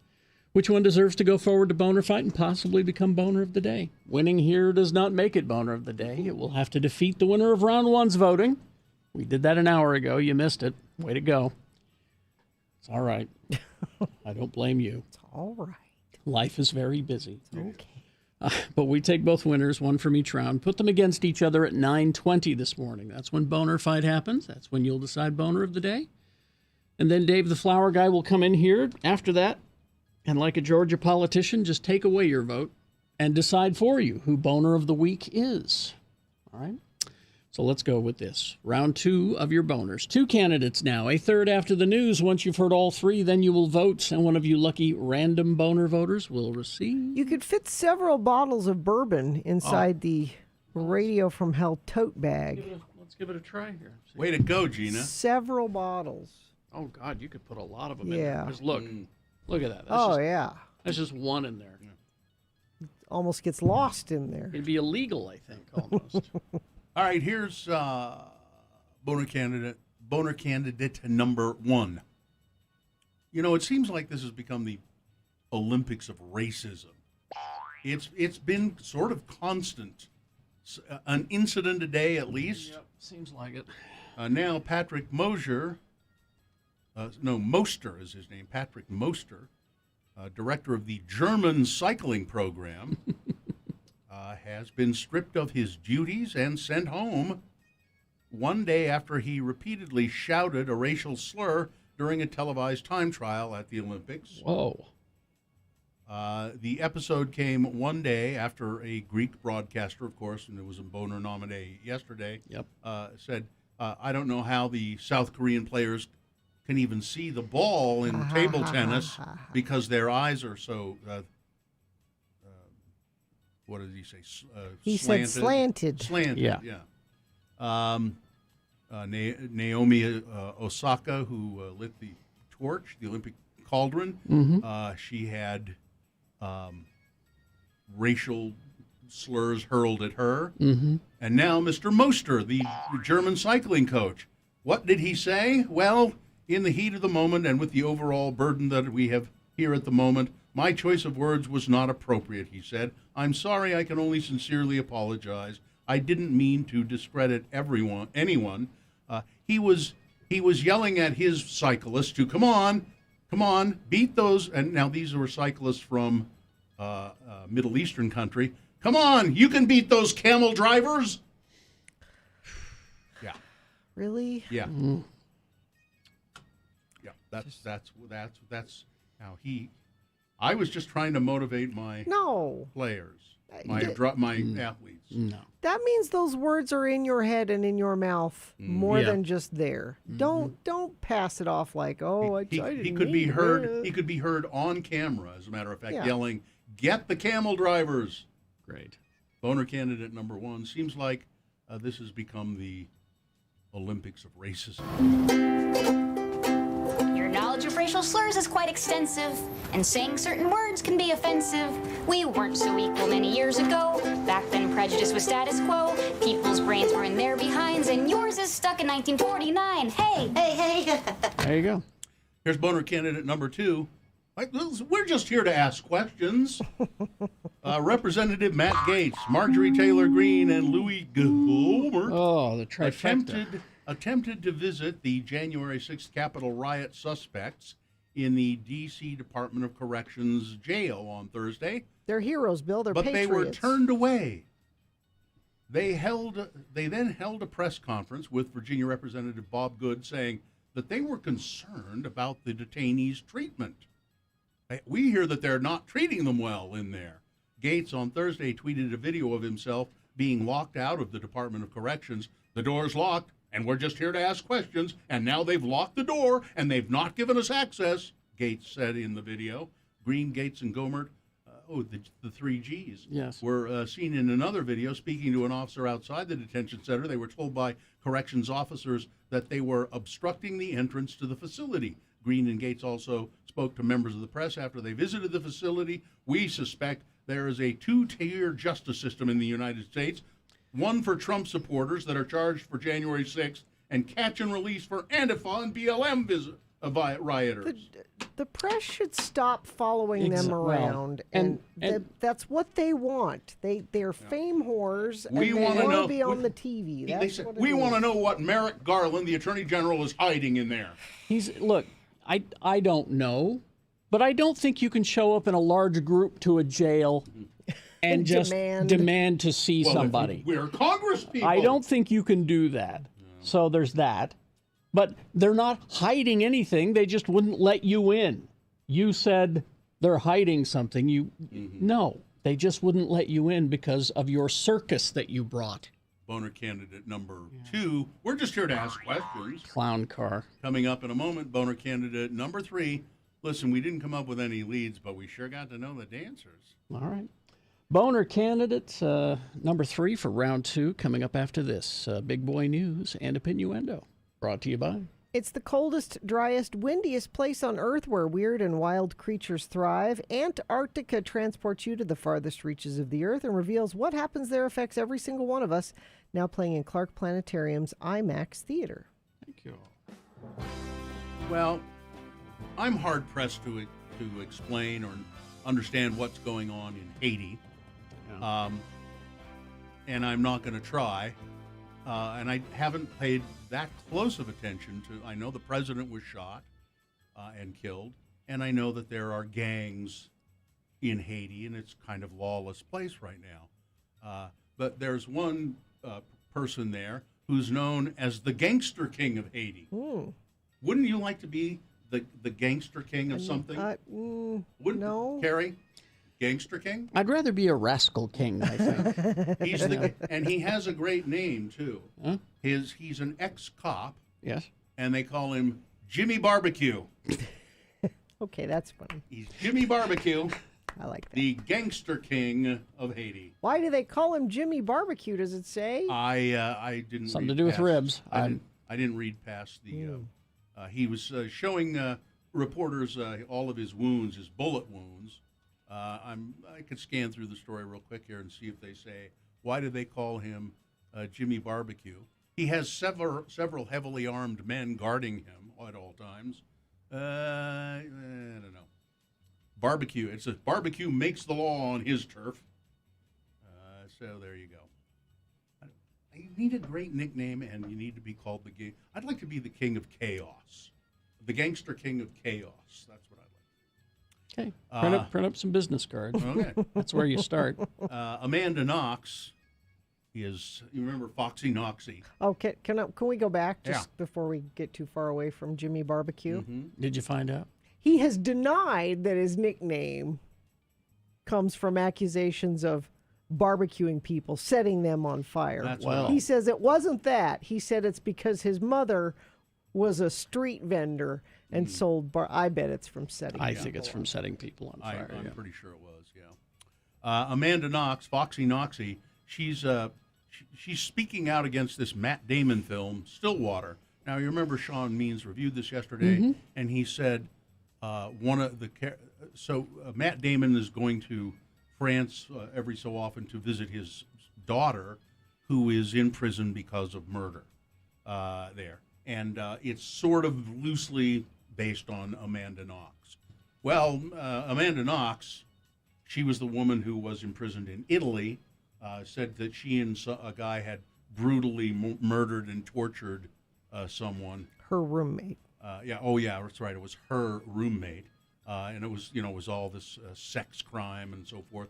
She was eventually retried in Italy and found to be not guilty. And they found the guy that really did it. And they sent her home. She went home. Now, there's I think she still has some charges hanging over, though. She can't go back to Italy or she'll be arrested.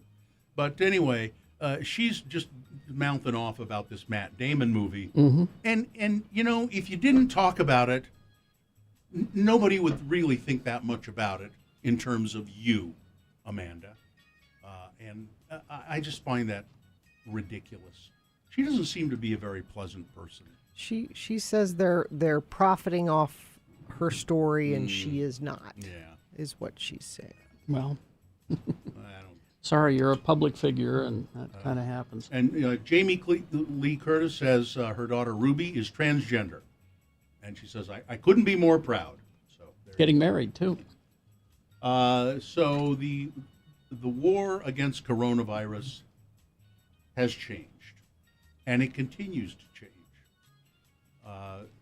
The Center for Disease Control and Prevention has said we need to do everything we can to persuade the public to embrace vaccination and preventative measures, including mask wearing, as cases surge across the United States. I don't trust the CDC. They keep changing their mind about Well, what they're saying. that's Well, because the data is changing. the virus is evolving. That's why. That's why why is that so hard for people to see? I don't know. You said one thing 6 months ago, and now you're saying this. Why should I believe anything you say? Because that's how science works. Yeah. We get more information, and we adjust, and the virus changes, and that it's not static. It's not. We said one thing a year ago, and that's that way forever. And guess what? The virus mutated, and they did predict that this would happen. Yeah. Yes. And it became the much more contagious Delta variation. But guess what? It can do it again. It's doing it now. It can It's become- already doing it. It can again. become even worse. And that's when they're. We're going to have Dr. Dunn on in a little bit, and we can talk about this more. But when they're saying, well, you're vaccinated, why do you have to wear masks? Because as long as we're still passing it around, Yes. it gives it more opportunity to change, and maybe change into something that the vaccine doesn't help with. Well, here's the more another- people we get vaccinated and wear masks and try to tamp it down, maybe we can stop Here's that. another point of view. As of Tuesday, 85% of NFL players, National Football League, have reportedly received at least one dose of COVID-19 vaccine. But there is still a hesitancy among the remaining 15% of the players. While some players, such as Buffalo Bills' Cole Beasley, are still refusing the shot, Then you can't play football. Others, like Tennessee Titans quarterback Ryan Tannehill, acknowledged that he gave in to league pressure to get vaccinated. It's part of your job. I am currently in the process right now of being vaccinated, Tannehill told reporters during his Wednesday press conference. The NFL has made it clear what they want to happen. If you don't fall in line, they're going to make your life miserable with all of the protocols. Yes. I wouldn't have gotten the vaccine. I'm getting to an important part of what he says here. This is a different point of view. I wouldn't have gotten it's a stupid one, but here it is. I wouldn't have gotten the vaccine without the protocols that they're enforcing on us. I think it's a personal decision for everyone. Everyone has to make the best decision for them and their families. That's kind of our mindset in this building, but they're trying to force your hand, and they ultimately have forced a lot of hands by these protocols. You don't understand that by saying, I'm going to do what I think is best for my family and myself, is hurting countless other people. Yes, it's selfish. And this is a good example, though, of if you put in a mandate, it works because he wants to play football. He didn't want to get the vaccine, but if you want to play football, you got to get the vaccine. It mandates work. I want more companies to require vaccination. On Thursday, Senator Mike Lee, during a speech on the Senate floor, made a big to-do about the new requirement that members of the U.S. House must wear masks while on the floor. Lee objected to the mandate put in place by House Speaker Nancy Pelosi. Because he's done extensive research on his own and discovered that it's not necessary. Here's what he said, quote, "The arrest of peaceful House staffers shows the total loss of political grace in the House of Representatives. I cannot fathom a legitimate reason to arrest a person in this building for not wearing a mask." Lee went on for more than 17 minutes, railing against Pelosi, against masks, and the CDC's new guidance on mask wearing. If they give you a law in the chamber that says you have to wear a mask in there, and you purposefully walk in there without it, you're the one that's being aggressive, not the people arresting them. Then, in one of the more cringeworthy moments of his speech, Lee said this: "Obviously, we don't ever want to get to the point where somebody has to wear an armband to prove that they've been vaccinated or not. Haven't we already? In fact, that would be a horrifying experiment if we should not attempt," he said, catching himself. He's trying to compare this. He's trying to compare it to the Holocaust. Again. They do that, yeah, because that's their fallback. And Mike, as far as lack of grace, it was one of your party members that yelled "You lie" during a presidential speech. And one more. Lack of grace, my ass. Police arrested a man on Wednesday in West Valley. He was carrying multiple explosive devices and was headed apparently for the West Valley City Library. Kyle Amos Wynn was confronted by officers after a family member called police to say, he's walked out of the house with a bomb in his hand. Ooh. He has a history of mental illness. He's not taken his medication, and he was in the parking lot of Hunter Library. At first, he refused to listen to officers' orders, but he did, thankfully, eventually comply, and police found 2 huge machete-style weapons on his waistband, and he was carrying some bombs with him as well. Who knows what he was going to do, but they diffused the situation. Sports weather traffic. Spoiler alert.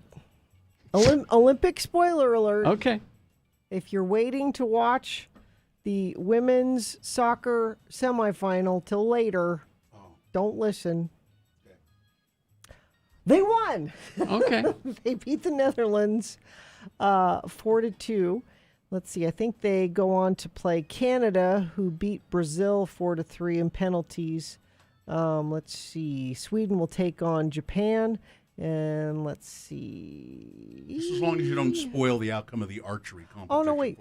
They already played Canada. The U.S. and Netherlands. That was a different game. I'm sorry, but they won this morning already. Yeah, they advanced. Yeah, it's the timeline is so hard to keep track of, but they advanced. So that's exciting. Yay.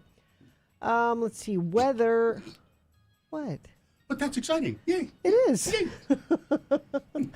So what had happened is I had an old story pulled up to do before that news came through, so I had the opponents incorrect. I'm sorry about that. Weather. I'm not sorry about that. I'm excited. I'm thrilled. I'm elated. Turn your sprinklers off. You don't need them for this weekend because we have anywhere between a 20 and 70% chance of showers and thunderstorms going all the way through Monday. So that is nice today, and it's even a little cooler, 93 for a high. By Monday, it looks like, wow, we're down to 85. So that feels better, too. Traffic, we've had a little bit of issue with the weather this morning, having water on the roads causing some issues. I-215 West Belt, north end of Salt Lake Valley, seems to be moving well. Crash eastbound 47th South at the ramp to go northbound I-215 in Taylorsville.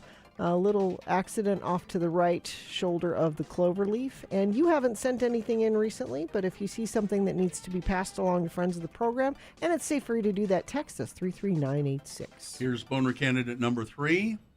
Well, we didn't come up with any leads, but we sure got to know the dancers. Booze, exotic dancers, and lap dances during an undercover operation were at the center of a Tampa Bay Police Department Citizens Review Board hearing. A Tampa police sergeant has been disciplined after an internal review over a so-called investigation at a Ybor City strip club. The internal affairs report said officers who went to the strip club gave conflicting reports as to what they were investigating. They got to know the dancers, but they didn't come up with any leads. Boner candidate number 3. Well, we didn't come up with any leads, but we got to know the dancers. All right, let's review the first 2 and vote. Boner candidate number 1. It seems that this has become the Olympics of racism. Today, a German cycling official was sent home after yelling racial slurs that could be heard on camera during his cycling events. Boner candidate number 2. Listen, we're just here to ask questions. Marjorie Taylor Greene, Matt Gaetz, Louis Gohmert showing up unannounced at a jail where several Capitol riot suspects are being held, and then they were turned away. The jail said, "No, you can't come in. Yeah, we can't have your circus here. You can't come in." Now they're accusing D.C. authorities of hiding What something. are you hiding? And Boner candidate number 3, we didn't come up with any leads, but we got to know the answers. You've got to decide of these 3 candidates, which one is the worst? Which one deserves to go forward to Boner Fight and possibly become Boner of the Day? If it wins here, it'll go up against the winner of round 1's voting, which we did an hour ago. We'll take both of these winners and put them against each other. You will decide Boner of the Day between the 2 winners at 9:20. All right? Right now, you got to pick one of these 3 from this round 2 to advance. 1, 2, or 3. Remember your candidate number, the one that you think should win. Put that single digit in the message of a text, and then text that to 33986. Or call the producer's booth. Miriam will take your voice vote in there at 877-602-9696. Or go online, x96.com. Look for the box that says Boner Voting July 30, 2021, and vote there. You only have 4 minutes, so let's go. It's round 2.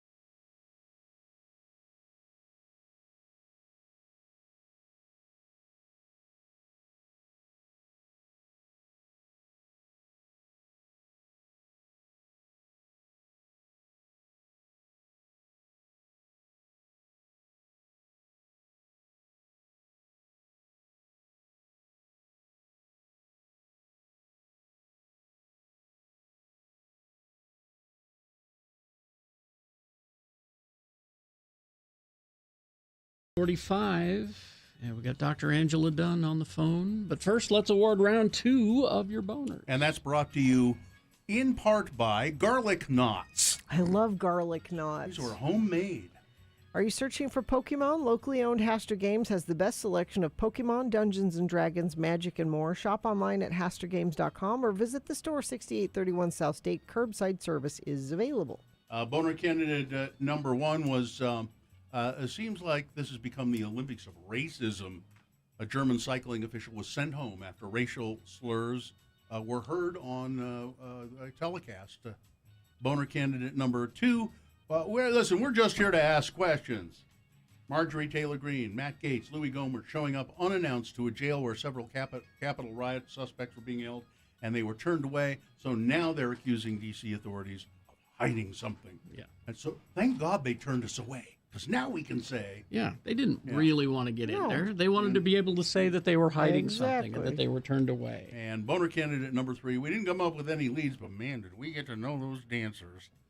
Police saying they were investigating something at a strip club, although their accounts about what they were investigating varied from cop to cop. But they didn't come up with anything, but they said we did get to know the dancers quite well. Let's see. Sean won the prize, and the winner was boner candidate number 2. We're just here to ask questions. All right, that's your winner of round 2. It now goes up against the winner of round 1's voting. Oh, it's going to be a good boner fight at 9:20. 2 good candidates. I'm glad I don't have to choose. You do. Coming up at 9:20. All right, let me hit the magic button, and we'll get Dr. Angela Dunn on here. Hello. Good morning. Hey, good morning, guys. How are you? Feels like Groundhog Day. Same I was probably last year at this time. It looks a lot like that, doesn't it? Yeah. No, does it look worse than last year? Because we had quite a few numbers yesterday, didn't we? We did, and I think we're going to have another big day today. I mean, it's definitely better than last year because we've got these vaccines that are just so incredible. We just need more people to take them. Now, Dr. Dunn was the state epidemiologist, but now you are, what's your official title with Salt Lake County? I'm the executive director of the Salt Lake County Health Department. Couldn't ask for a better person to be there. Amen. So what do you think about the idea of asking or offering people financial incentives to get vaccinated? I mean, we know that works. Some companies around the country were doing that at the beginning, and it could be anything from $25 to $500. I mean, Amazon did that, and they got great uptake. I think, our lowest uptake is 20 to 40-year-olds. People who think they're invincible still. So give them a little cash is a good thing. Yeah, and then let's talk about the virus itself and how it changes.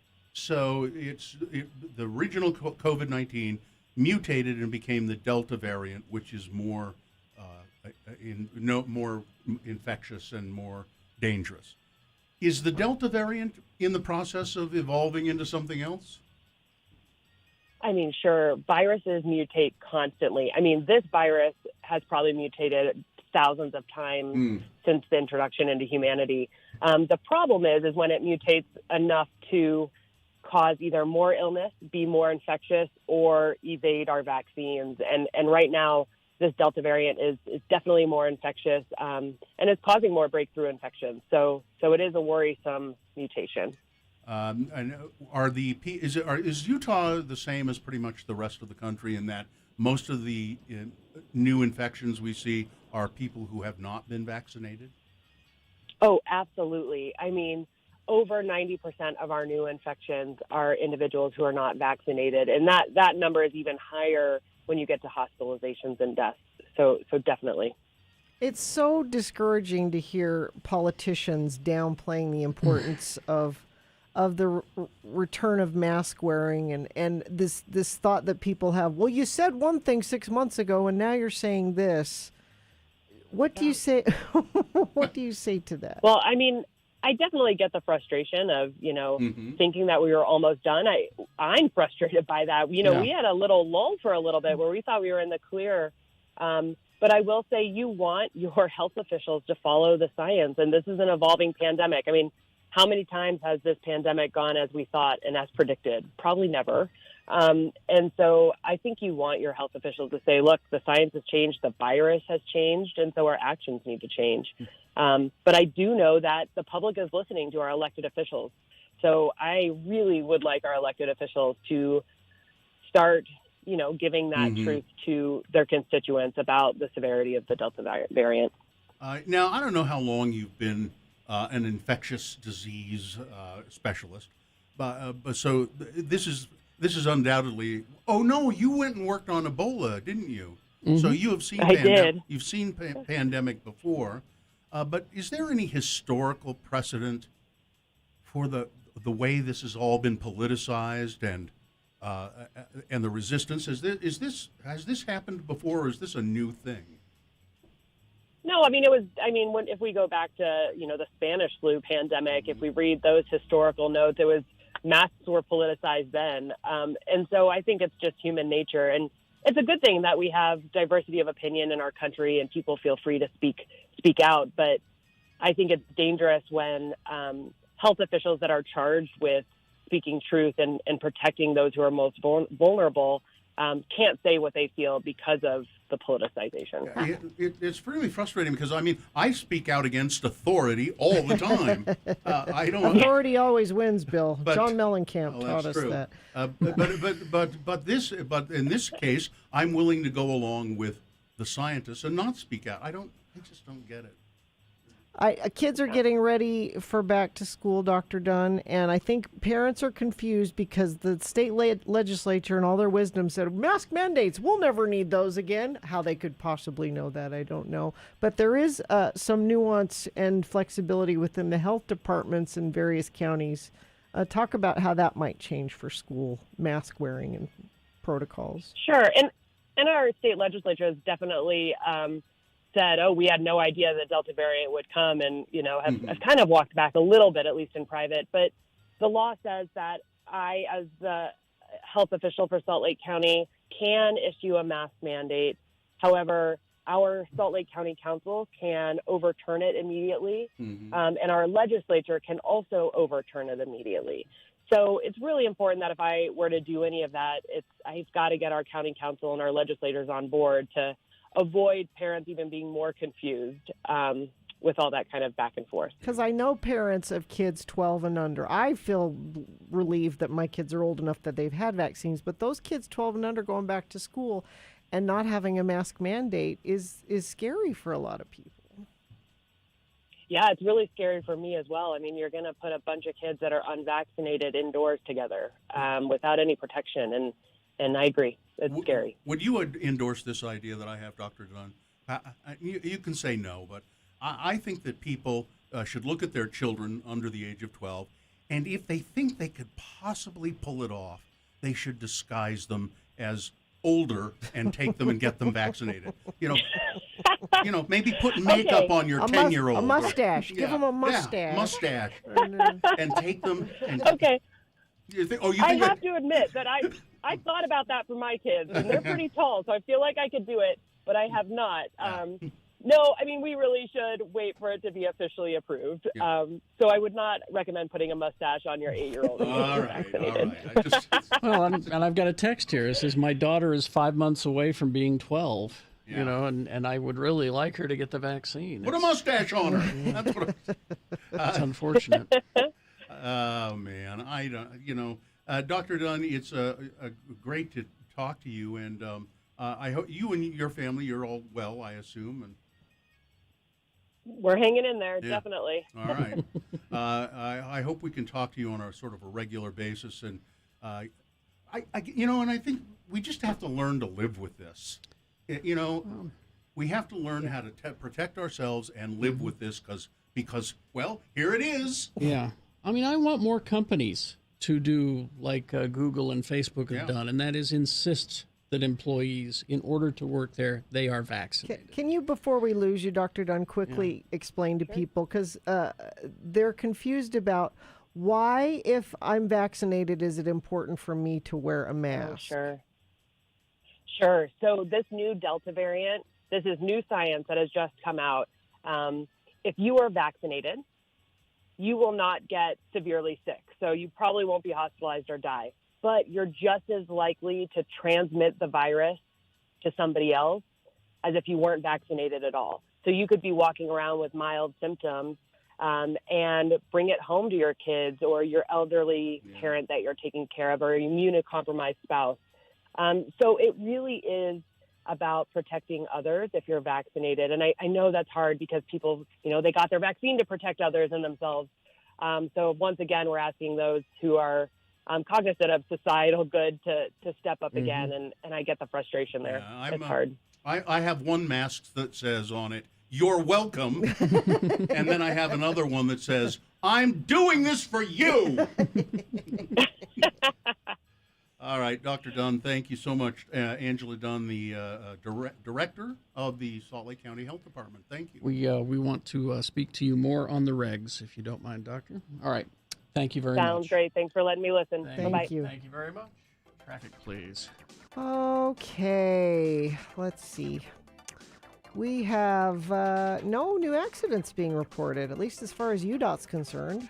But perhaps you're seeing something that needs to be reported. You can do that. It will make you feel special if you text it to us, 33986. Somebody's probably already done that, right? I mean, isn't that a good idea? A mask that says "You're welcome." They should have one. I'll bet somebody's already done Hell, it. make it so. Yeah. $1 million idea. Get on it. All right, we will take a break. We will be back. We got Boner Fight, Boner of the Week, a reasonable amount of news, all of that on the way. Wendy's for breakfast. Wendy's, they're different from all the other places because it's all about the quality. And that's what's great about the breakfast at Wendy's is the quality ingredients. Toasted to order croissants. Oh, just love that. Fresh cracked eggs, oven baked bacon. And for a limited time, this is a great deal. So it's not only your good quality, but a low price. It's 2 for $4. Here's what you get. For a limited time, you can choose the sausage, egg, and Swiss croissant, the bacon, egg, and Swiss croissant, and honey butter chicken biscuit, all 2 for $4. Two breakfast sandwiches for just $4. Stop it. So, I know, right? This is the thing. I'm doing these commercials. I get hungry every time I talk about them because it's working on yourself. I know it's supposed to work on everybody else, but it's working on me mostly, I think.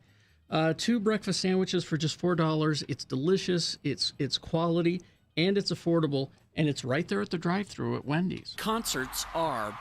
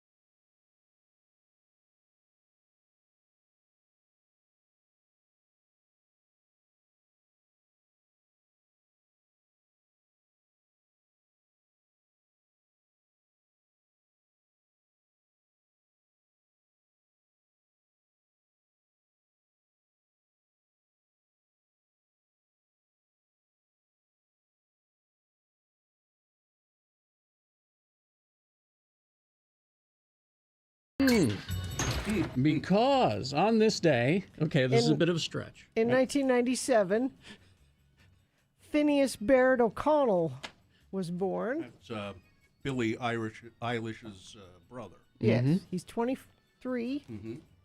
Or 24. And he's so that's a Billie Eilish song that he helped write. Helped write. Yeah. But we played what I think is a better version of it. The Interrupters. That's pretty good. Doing their version of Bad Guy. Duh. Because I love the Interrupters. That's pretty good. I liked it. I love Amy Interrupter. She is the best. I like her when she's interrupted, too. I heard, because I listened to the Tom Morello show. He does a one-man revolution show with his mom, who's 97, which I love. Rage Against the Machine. Yeah. And he played a song the other day where she, and I don't know her name. It's Amy. Mom? Amy Interrupter. Oh. Yeah. Sang a song about, it's called Radium Girls. Ooh.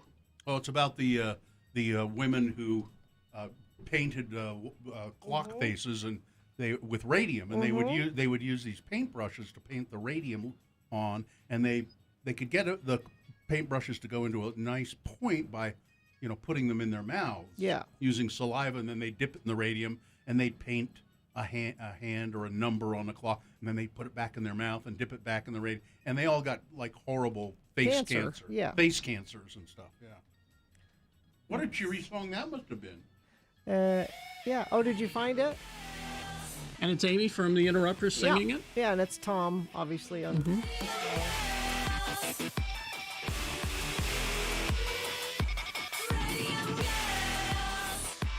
they swear in it? I don't remember. Possibly. It does not indicate that they're...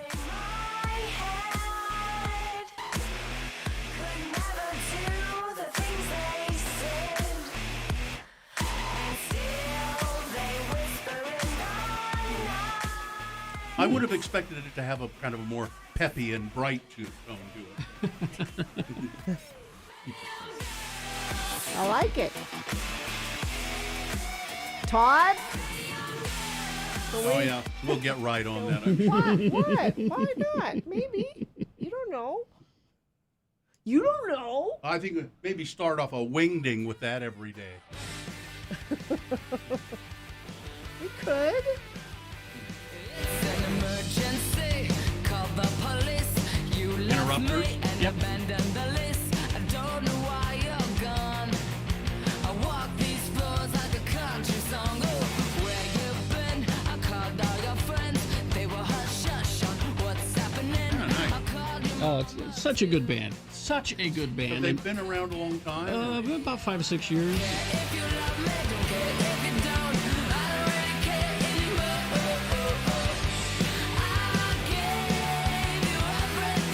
Yeah, see, we'd be more likely to play this than I think. I think we do. We Do do. we play one of Yeah. them? Some of their- Not enough, but we do.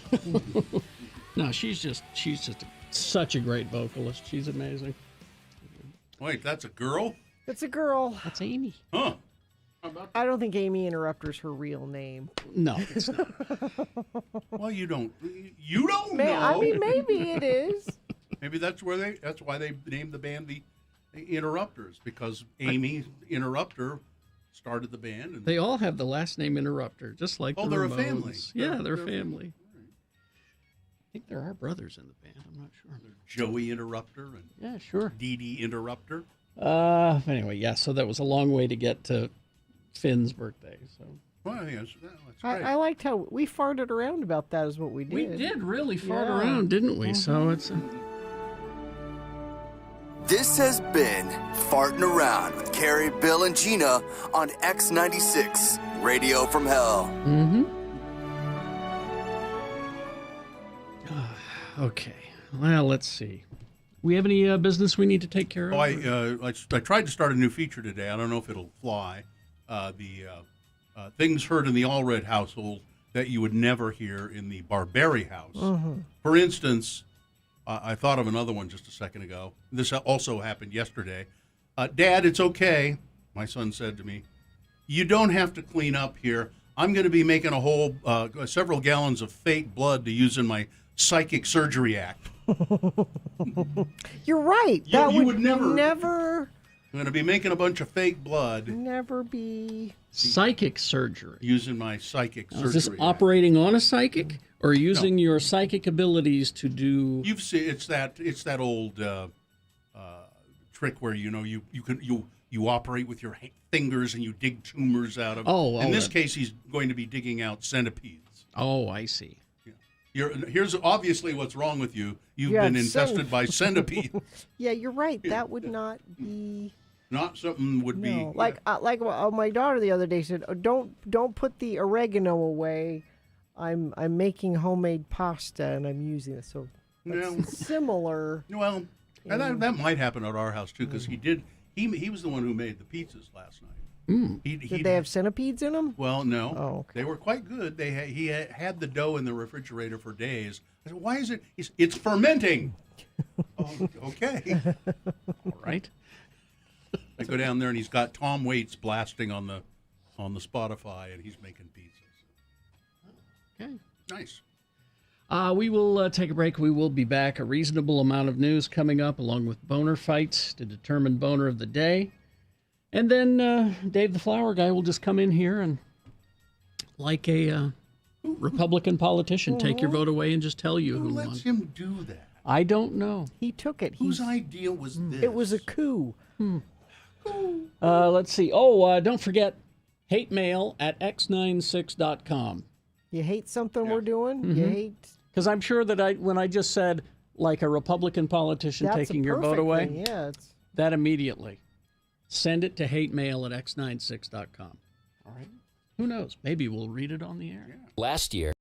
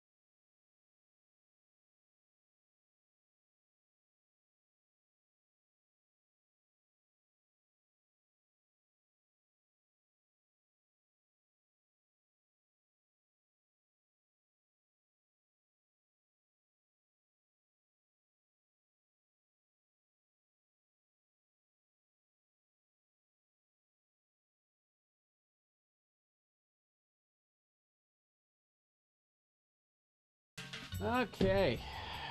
Let's see what we got here. It's 9:19. Okay. So we got Boner Fight here in about 6 or 7 minutes.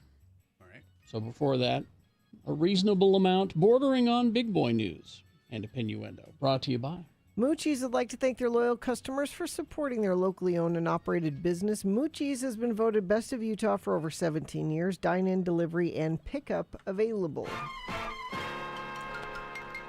Susan Sarandon appeared at a protest against Representative Alexandria Ocasio-Cortez. Sit down, Susan. Outside of her, AOC's office, the New York Democrat from the Bronx. I'm here to say to the squad, and especially to AOC, who did make a lot of promises, that we still have faith in you. And we would like to see if you have a better plan than we've been able to see. Please share it, Sarandon said on a megaphone in front of attendees at the event, which was billed as a Medicare for All rally. If there's a pathway you've got that we're not aware of, please share it, because we're losing hope that you represent us. The protesters were calling on Joe Biden to declare COVID-19 a public health emergency as a way to enhance his executive power and expand Medicare, and also to leverage the new system into a fearless new campaign for single-payer health care. That's pretty bold, I would say, and they're hoping for support from the most progressive members of Congress, like AOC.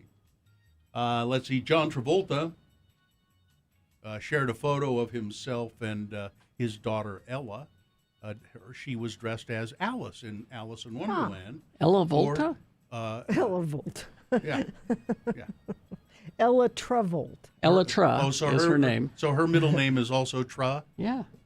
Now, John Travolta has stopped wearing a toupee. Which looks better, John. No, I've been considering this. It doesn't. He looked better with the toupee. Oh, he looks good. He disagree. He looks okay, but he looked better with the toupee. I can't think of anybody that looks better with a toupee. That's because you don't know they're wearing a toupee. Let's see. Gina, I've been wearing a toupee for years, okay? And I wish you'd take it off. Oh, no, wait, it's a merkin.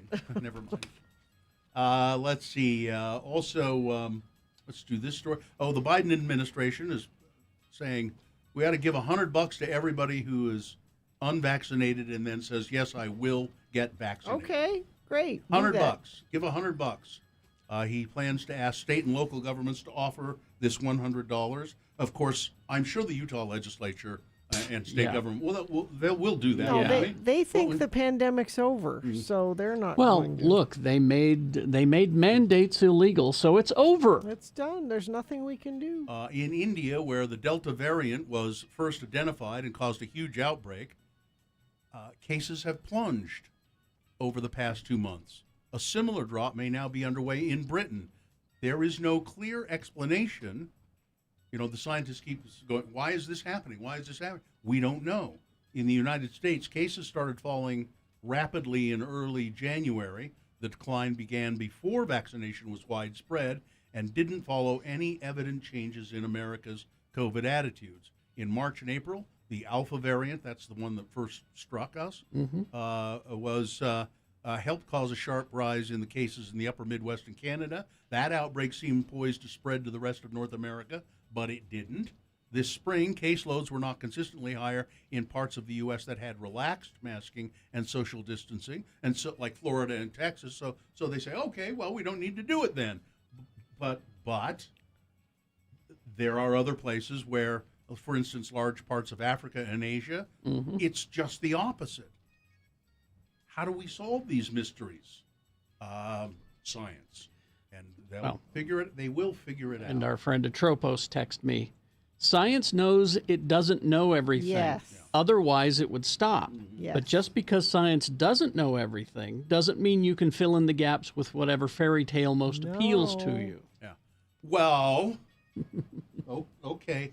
I'm going to stop believing that I had a monkey for a cousin at one time. Or I thought it was an uncle. Didn't you have a? No. I had a monkey. It never caught on, however. The monkey's cousin. I'll be a monkey's cousin. No, didn't work. Nobody says that. No. Stitch Fix Incorporated. Do you know what that is, Gina? Yes, I have. What is it? It says it's a leading online personal styling service. So it's for people like me that don't like to or know how to shop, and so you fill out a form. Yeah. And then they say, okay, well, once a month we'll send you a box of possible things you might like to wear, and then you can try them on. If you like them, you keep them, and if not, you send them back. I see. They're going to open a distribution center in Salt Lake City. It'll be 400 jobs, probably. So Stitch Fix coming here. And then, let's see, finally this. We've got just a little bit of time. Sure. How much time do we have? Oh, you got a minute and a half. Because Donald Trump apparently called the cops at the Capitol on January 6th. He called them pussies. So Ashley Babbitt, who was shot and killed trying to enter the House chamber on January 6th, she wasn't so much a rioter, according to Trump, as she was an innocent, wonderful, incredible woman. And in Trump's mind, the police officers who defended the Capitol that day aren't the real heroes. He called them liberal pussies who loathe Make America Great Again and outliers within a broadly pro-Trump law enforcement community. These are conversations that apparently Donald Trump had with somebody from the Daily Beast, I believe. And then finally this. Gina sent me this story, so I got to do it. This was a woman, a police in Quebec apparently threw a woman into a dumpster, but they thought she was a mannequin. It usually goes the other way. You see a mannequin in a dumpster and you think it's a person. I see. The fire department in Canada received a call from employees of a factory, and they reported to emergency services that a mannequin was on fire in a nearby wooded area and smoke was visible to the factory workers. Both police and firefighters responded to the factory, and the fire crews extinguished the fire, and officials on the scene thought that the burnt woman was a life-size doll or store mannequin, and they threw her in a dumpster. About 4 hours later, police, after they'd responded, there was a missing persons report filed, and they started to put maybe that two and two together, and they said, we threw her in the dumpster. We're sorry, they said. We're sorry. It's Boner Fight, the final round. Here we go, the winner from round one. It's going to be hard to beat, but think about it. It's a Michigan woman who shot her neighbor's cat with a crossbow. Little Oliver the cat. Now, Oliver recovered. He was a brave little cat, a strong little cat, and he recovered. This woman, why did she shoot him with the crossbow? Well, she claimed that Oliver was harassing her cats, and so she had to shoot Oliver. Probably not the case. No. And that's number one. But remember, Oliver recovered. He's a happy cat now. Going up against boner candidate number two, well, we're just here to ask questions. Marjorie Taylor Greene and Matt Gaetz showing up unannounced at a jail where several Capitol riot suspects are being held, and they were turned away. And now they're accusing the jail and Attorney General Merrick Garland of hiding something.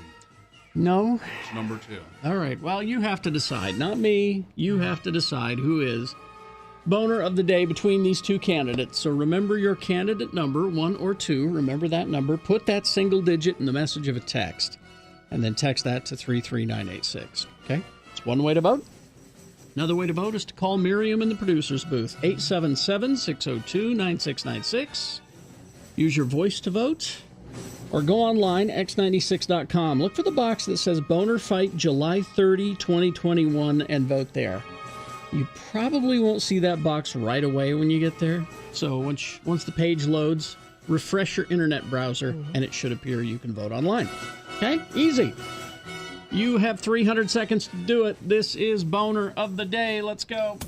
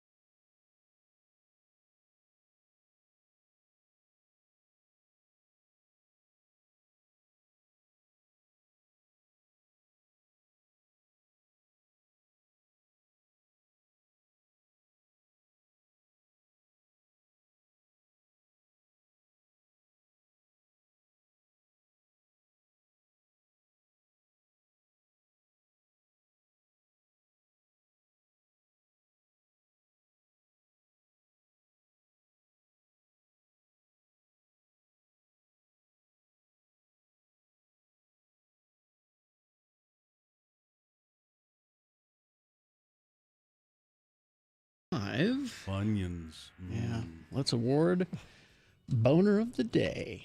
You ever had Funyuns, Sheena? Yeah, of course. They smell funny. They smell like Stink. chemical onions. All right, so we had. Well, oh yeah, sponsored by Funyuns. In the X96 Summer free tickets. Listen every weekday, 8, 2, 5, and 9 to win. We have a massive heap of tickets to give away. Coming up next at 2 o'clock, you might win Walk the Moon tickets. They're going to be at the complex on October 22nd. Well, I guess my little reminder that Oliver the cat had survived the crossbow and was happy now, very happy, was effective because it might have. I guess that might have. It just reminded people that you don't always have to vote for animal cruelty. Animal cruelty. Although, who shoots a cat with a crossbow? Who has a crossbow? We could even just go to that. Yeah, start there. I used to. A 23-year-old woman in Michigan with a crossbow. And she's there are some sad pictures of Oliver. I don't want to see. Who had dragged himself home, and it took him 4 days to get home, and he's lying at the front door with an arrow through his neck. Poor Oliver. But he lived. He's happy. Mm-hmm. He's a wonderful little cat, and he did not. That woman did not win the boner voting. Really? Because Oliver is alive and happy. It was number 2. We're just here to ask questions. There you go. It was close. But. That's the Boner of the Day for today, July 30th, 2021. Now qualified to be Boner of the Week. Now, Dave Mattson, Dave the Flower Guy. He's out there right now. He's pondering. He's thinking. Now He's mulling it over. He's heard the winner for today, and now he has to compare that to the winners of the rest of the week, and then he will decide who Boner of the Day is. Boner of the Week. Oh, week. Yeah, Boner of the Week. Week. That's right. It's Friday. Oh man. So I had this, that Donald Trump story that we did just this past news about. He said that the Capitol officers were pussies, and that woman who it's a horrible thing that woman was killed. Yes. Well, she shouldn't have tried to break into the Capitol. She was trying to go over a barricade. And but along with all of that, apparently Donald Trump called the acting attorney general's office. I think Bill Barr had left. Yeah. So a guy named Rosen. He called that office every day. Yeah. Every day saying, the election was stolen from me. We need to look into this. We need to find the proof. Mm-hmm. And Rosen, I mean, what do you do? Apparently, he tried to change the subject a few times in these phone calls. It's a nice day, isn't it, Mr. President? To no avail. And Bill Barr he ran. He ran from his position and put this guy in temporarily. Yeah, because he knew what was coming. Because he knows that there's hate mail at x96.com. I have some. Well, should we save it? I don't know. I mean, we could do one if you want now. Okay. Do we have time to do one now? Yeah. Let me. Doug is going to make us a special, an official hate mail intro. Sure, but this could be a soft opening. Here we go. Here we go. I got one right. Mail time. Mail time. Mail time. Mail time. Hey, the mail's here. Here we go. Here's the mail that never fails. It makes me want to wag my tail. When it comes, I want to mail. Alicia sent this. She sent this to hate mail at x96.com. Mm-hmm. I probably would never have said anything about my grievance, but I suppose I'll take this hate mail option as my opportunity. All right. First of all, to each his own. Well, no, she says to each their own. Okay. And I realize everybody's different. All right. Okay. But your studio has become that house you drive by in July, and they still have all of their Halloween stuff out. Oh. Now, I realize Katie loves it all year round. Yeah. But the studio is looking a little cluttered. Also, if it takes a bit of the magic out of Halloween when it comes time to celebrate, and it's already been decorated all year in your studio. I love you guys. I'll still watch the live feed, but damn, can't we take that stuff down? I don't disagree with her. I don't disagree either. Because it is a little cluttered, and it doesn't make Halloween special if it's up all. Now, we let Katie do it last year because we weren't here, and we're like, Katie, if you have to go into the studio, you can do whatever you want. It's your space now because we're at home. Yeah, but I don't disagree with this hate mail. Can you imagine? Just imagine if our studio looked like this because this is the way Katie decorated it. Can you imagine what her house is like? Oh, her apartment. She celebrates Halloween all year long, and that's fine. But this friend of the program is not. It's Alicia. Is not wrong. Alicia is not wrong. It says love. A person hesitant to send this email. No, you did the right Alicia. thing. You did the right thing. So now that's a mild. That's pretty mild. That's I was a gonna mild. say. But it's worth addressing. Worth addressing. I just deleted it. Yeah. So, hate mail at x96.com. That one was mild. You could go further. Now this is I do have another piece of email about LeVar Burton. Somebody who agrees with me watching him hosting Jeopardy. So it's what is it? Hate LeVar Burton mail? Is that a different email address? It's not hate mail. Oh, it's not from hate. It's just an email. Bill, I wanted to let you know that I feel exactly the same way in regards to LeVar Burton's stint as guest host on Jeopardy. This person has done a great description of it, better than I did. His delivery is stilted, uneasy. When the camera is on him, his eyes start darting back and forth uncomfortably. Then, conversely, he seems overly excited at a correct response, like he's screaming, "Yes!" at them. I did mention that. It seems crazy to think that somebody who has been in show business as long as he has could appear so awkward on camera. But that's what it's felt like so far. None of his natural charisma, which he does have. I've seen him. He has nice charisma. Is he trying too hard? Is that what it is? I think that's what it is. He really wants this. So this guy Victor says, keep in mind, I'm a huge fan of LeVar Burton's. I would like nothing more than for him to succeed in this, but so far, he's bombing. Here's hoping he can shake off those nerves and get it together soon. Now, I didn't watch last night, so I'm going to have to. And I don't know if they're going more than a week each host. I'm not sure. So I'll have to watch tonight and see how he's doing. But it was kind of surprising at how weird and awkward he was. Well, what has he done lately?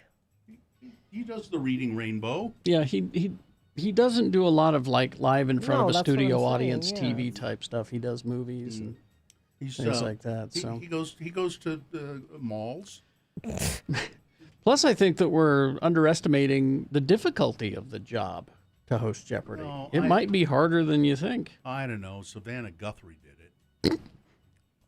You know who was pretty terrible, I thought, was Robin Roberts. I watched her a little bit because she's a news person, if you don't know who it is. And she does a pretty direct kind of news, just kind of a very unemotional. Well, that's the way she was with Jeopardy, too. It was like, if you don't like the way I'm doing this, I'll hit your knuckles with a ruler. Well, I don't watch Jeopardy, so it's fun. I can't weigh in.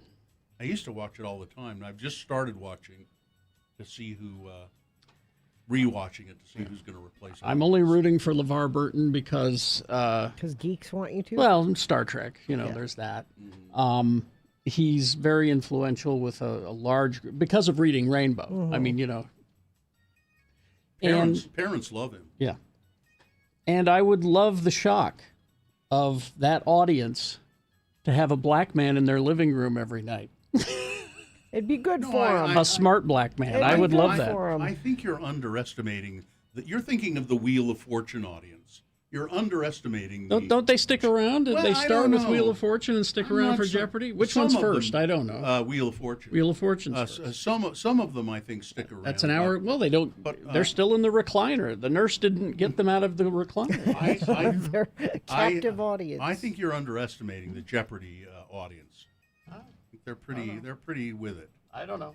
I don't know enough about it. Don't know. Can't say. Yep. All right, we'll crawl towards the exits after these. Many of us take for granted having supplies to go back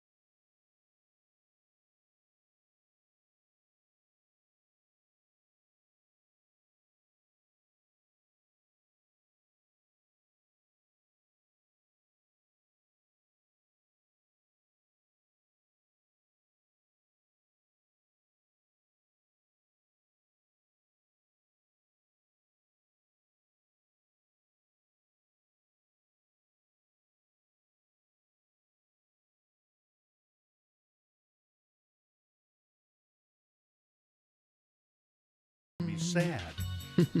Jessica Walter. Oh, yeah, that's true. 9:52.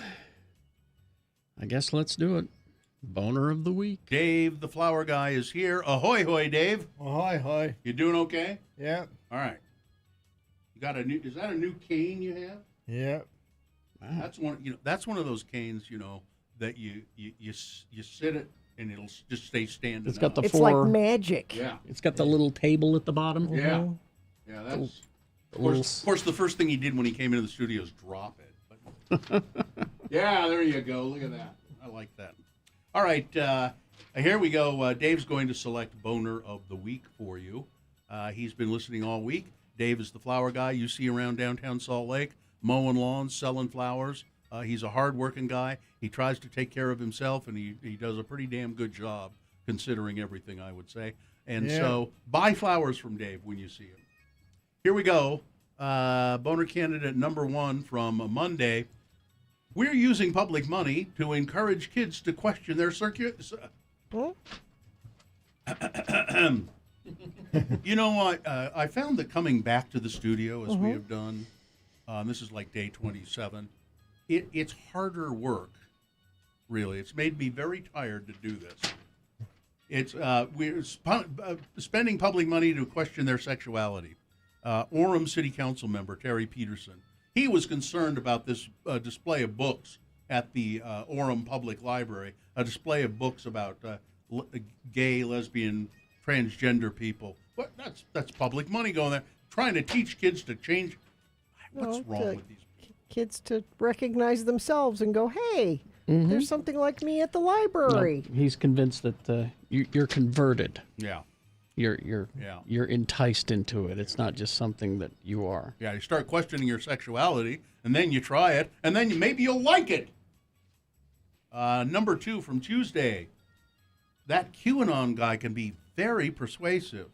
That's a very sad story, I think, about a survivor of the Parkland high school shooting.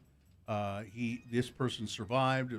Some of his friends were among the 17 who were killed. And but his father has been deeply immersing himself in QAnon and saying, my son is a false actor. He's a paid actor. Those kids were actors. It never happened. Boner candidate number 3 from Wednesday, Dave.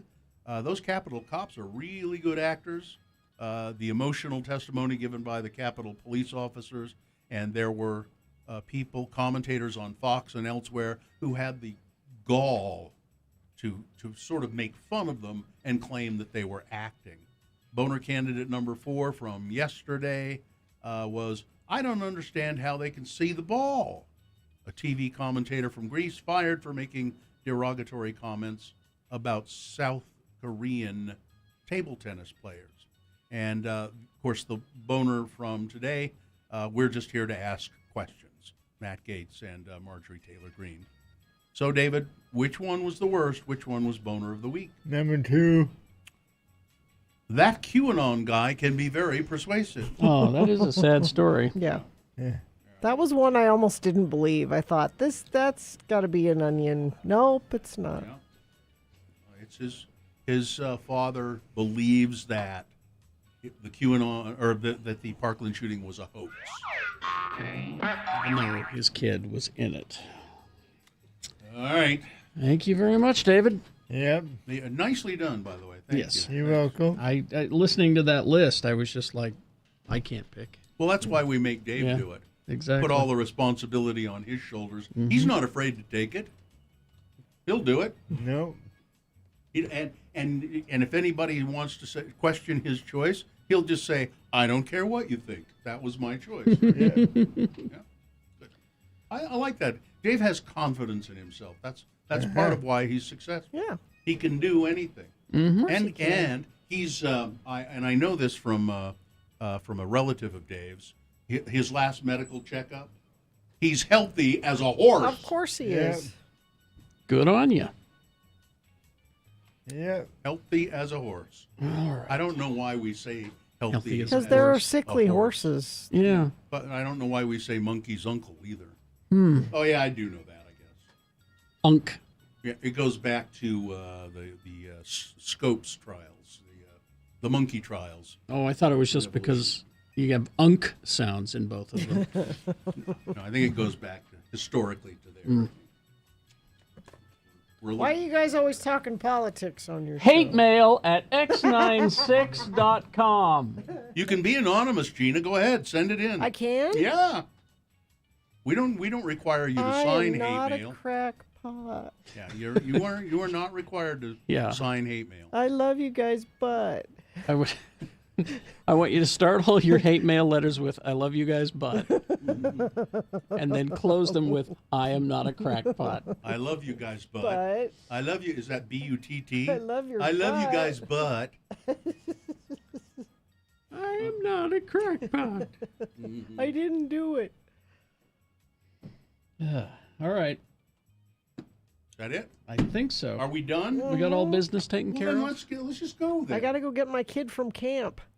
Camp recap stories on Monday's Radio from Hell. Now he's show. coming to a central location on a bus. You don't Yes. have to. No, I don't. You have don't to have to drive it. climb the mountain. No. I think. I hope. I hope they didn't leave him up there. You never know. I don't know. He's small. These camps these days. Yeah. You know, He's easy to overlook. they're irresponsible. I tried to only pack him brightly colored clothing, That's so good. so he couldn't. No, did you really? No. Oh, you should have. I mean, that's really not a bad idea. I used to do that when he was little. Mm-hmm. I would always pack him like neon colored shirts. Did he go and- camping a lot when he was really little? No, I just mean like when we would travel and stuff. Like if I had to spot him in a crowd, I really did. And I always give my kids camouflage clothing. Please. Say, go, when you're going into the woods, wear this. All right. Live long and prosper, bitches. Don't you know who I am? I knew bourbon was happening. Corey is next.